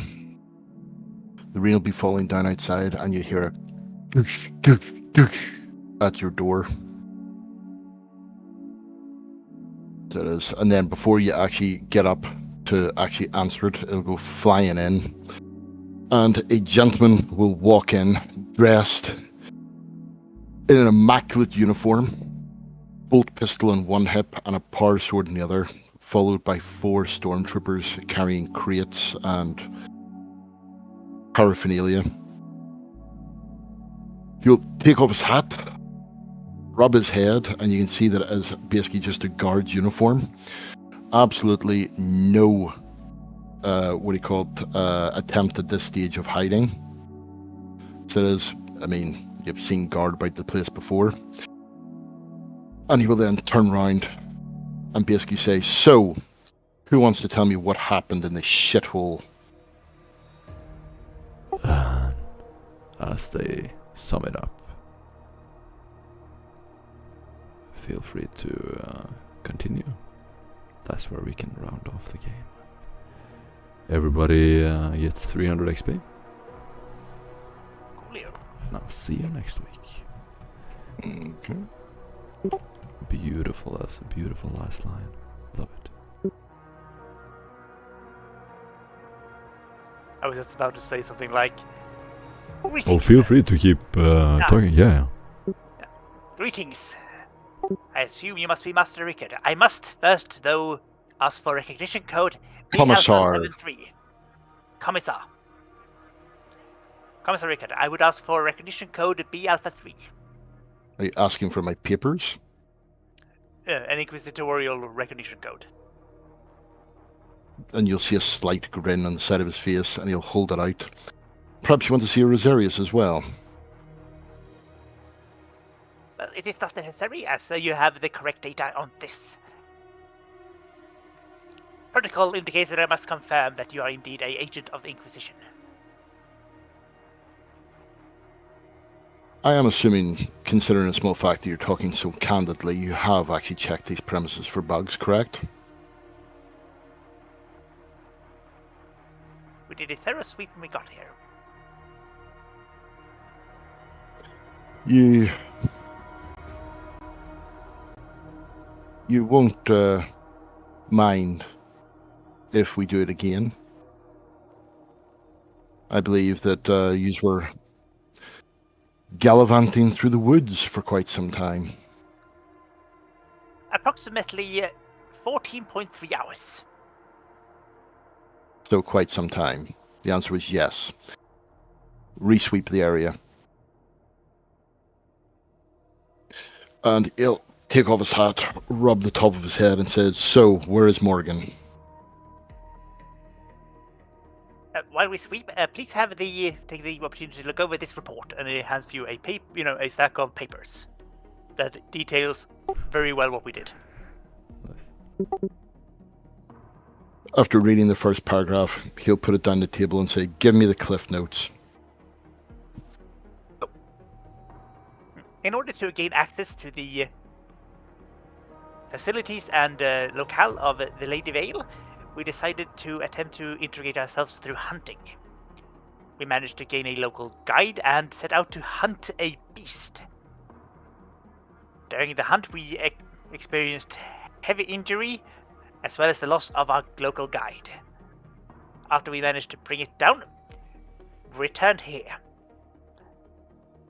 After we discovered the mutagenic properties of our wounds, we each suffered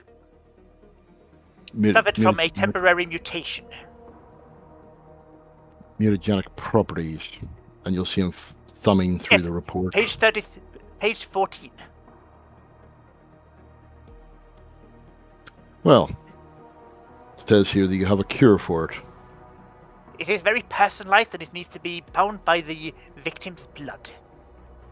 You will find the full details on page 37. So you have a cure for it. With a skilled enough medic or chemist, yes. And However, before we manage to achieve that level of success in combating the mutagen, unfortunately, Tech Priest Samakri made an unfortunate comment. One to the effect of either we become his pets or we should take our own lives. Before anything else, turning around to Samakri Copri, he will go, "Did he now?" that is affirmative. And is there any written or, well, not written testimony? Is there any visual testimony of this? I do have the data inside of my logs. I think that my implants should be... Yes, my implants are able to record. Record it and delete it from your databanks. And he'll turn to one of the guards and say, "Make sure he does that after he produces the report. Until then, he is under arrest." Carry on. Morgan, upon hearing this, burst into the room, having mutated extra sets of legs and plastered Samakri with a psychic power which almost killed him. Master Phileas managed to dove in to save his life, while I dove in to save his data.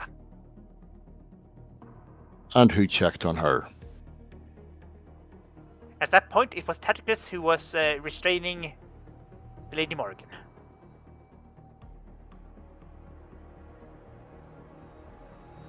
Right. And you say that it was an unfortunate comment. I do not know the seriousness or how much he meant the comment itself. It could have been a jibe at us, since Master Samakri was quite cross with the results of our expedition.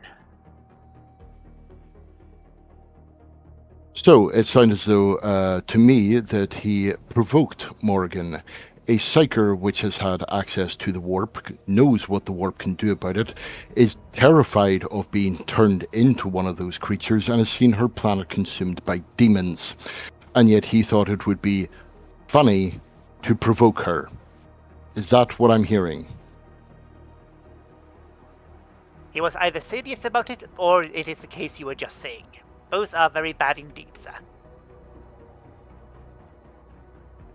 And why didn't anyone else jump in and say anything? Do anything? Or restrain him? The time between his words and the actions of the Lady Morgan was approximately 4.3.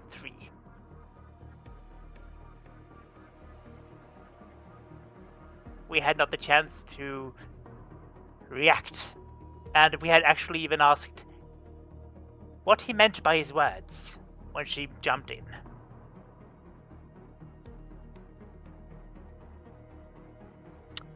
I will not lie to you. None of this looks good. I am quite aware of that. The fact that you, well, didn't take action of yourself, unfortunately cast the threat of the net of suspicion on you as well. Eric raises an eyebrow. The harboring of heretics.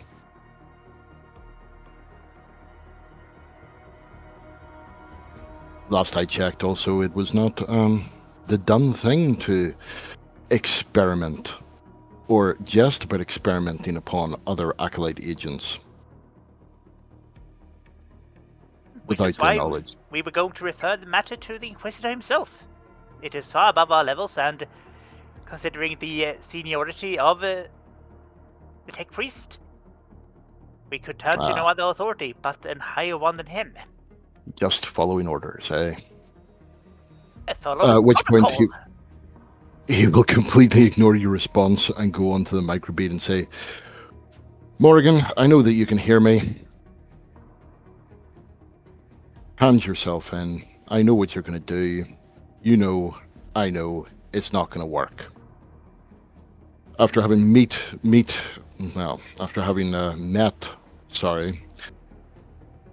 God, this high Gothic is pathetic. These acolytes, I have to admit I'm not particularly impressed either. However, remember who you are. You may not be a Kidian, but you served with us. Therefore, you hold the honor of the 3,151st Kidian Regiment. If nothing else matters, that does. That is not a request, it is an order. This link will be open for the next 24 hours. Do not make me wait longer. You'll be giving 24 hours because we are friends, nothing more.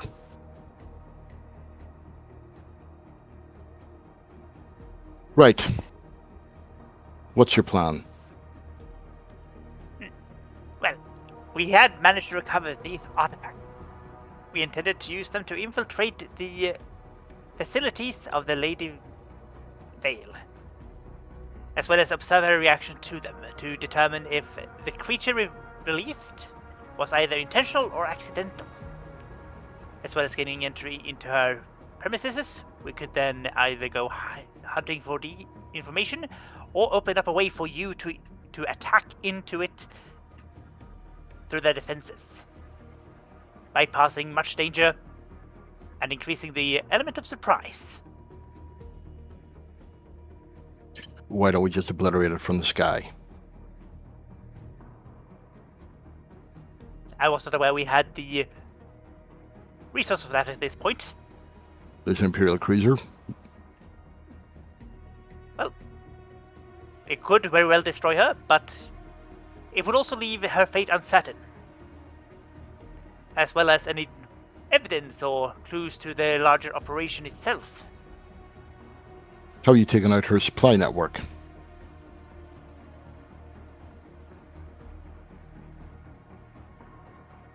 Not in the time since I have joined this team.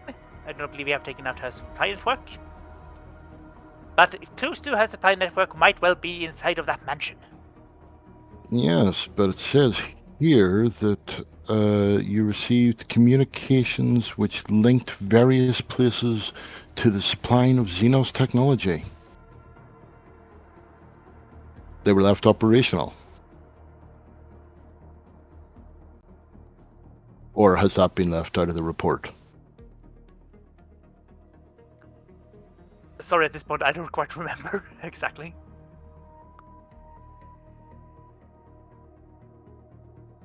Don't Out of game. quite remember. Sorry, that was out of game, Aaron. No worries. Yeah, because I don't remember. Is this something that happened last session, or is this something that happened in the sessions before? 2 sessions ago. Yeah, I wasn't playing then. You read the reports, did you not? I didn't have access to all the reports at the point. Well, You would be better at asking Master Phileas once he has awoken from his sleep. oh, I'm sorry, are we disturbing his beauty? He's Gentlemen, currently you heard that medical-induced coma. Master which Phileas recovers with food. is still asleep, so please, do try to keep it down. I do not think Noise will wake him since he's in a medically induced coma.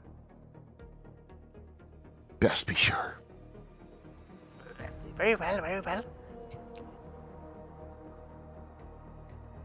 Well, if I could be granted access to those archives, I could integrate them into the report. I'm sorry, I have no idea what you just said. My apologies. If I was given access to those archives, I could include them into the report. Your accent is very strange. I came Where are from a you bit of a weird spire. I came from a spire upon Varen Hive. Never heard of it. We are currently orbiting it.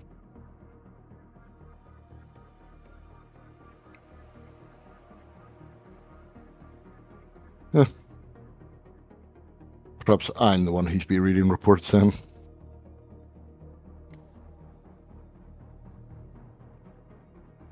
Vesuna Regis, the capital. Why not just I call used to it work in a spire. I was involved in Operation Late Fees. So you're a scribe? That was my original trade, yes, and I did it, and I've served in that capacity for the last 15 years in the Inquisition service.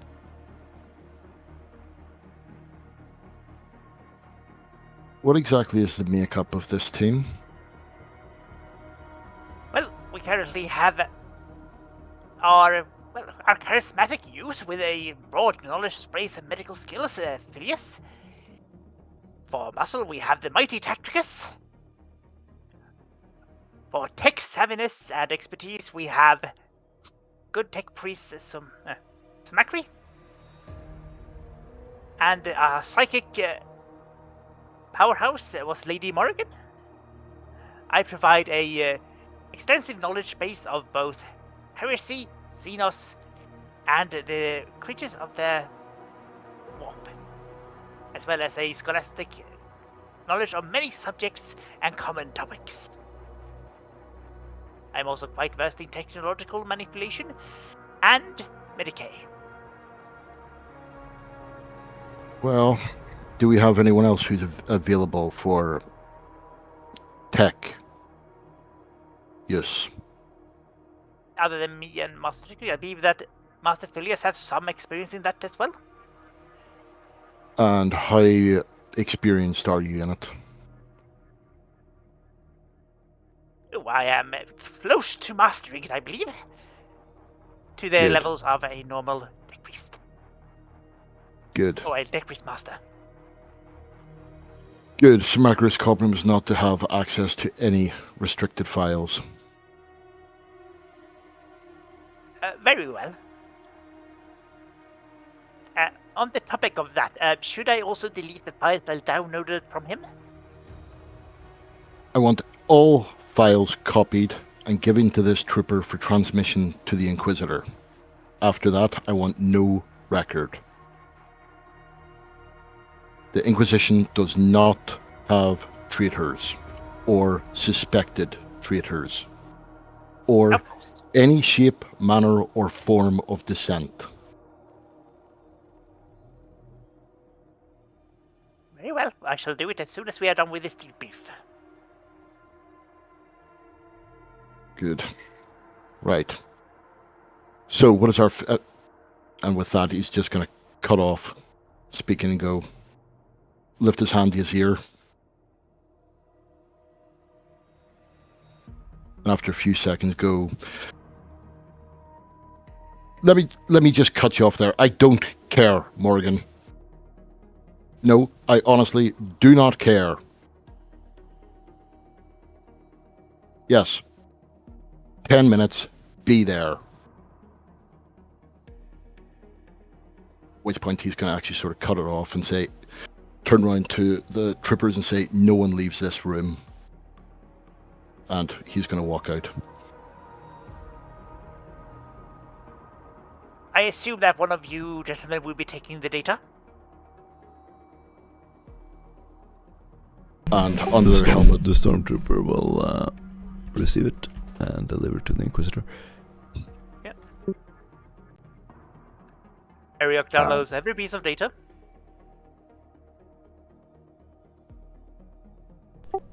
Awesome. And Okay.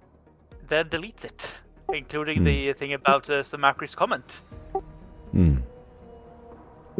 Ariok has no idea why Morrigan blasted him.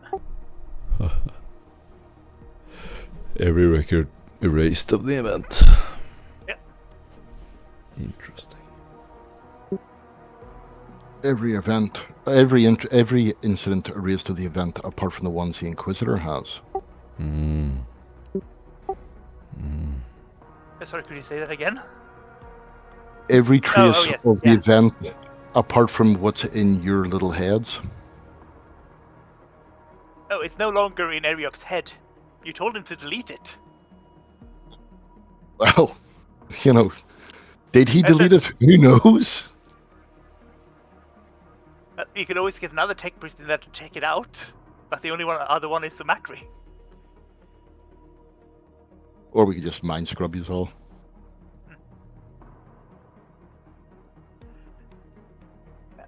But I am a bit, flabbergasted because Ariok did say, "What do you mean by pets?" Before Morrigan just burst in and blasted him. He did speak up about it. He doesn't have any chance to say any other words. Anyway, that's me done for the night. Wonderful. Well, that was an interesting turn of events.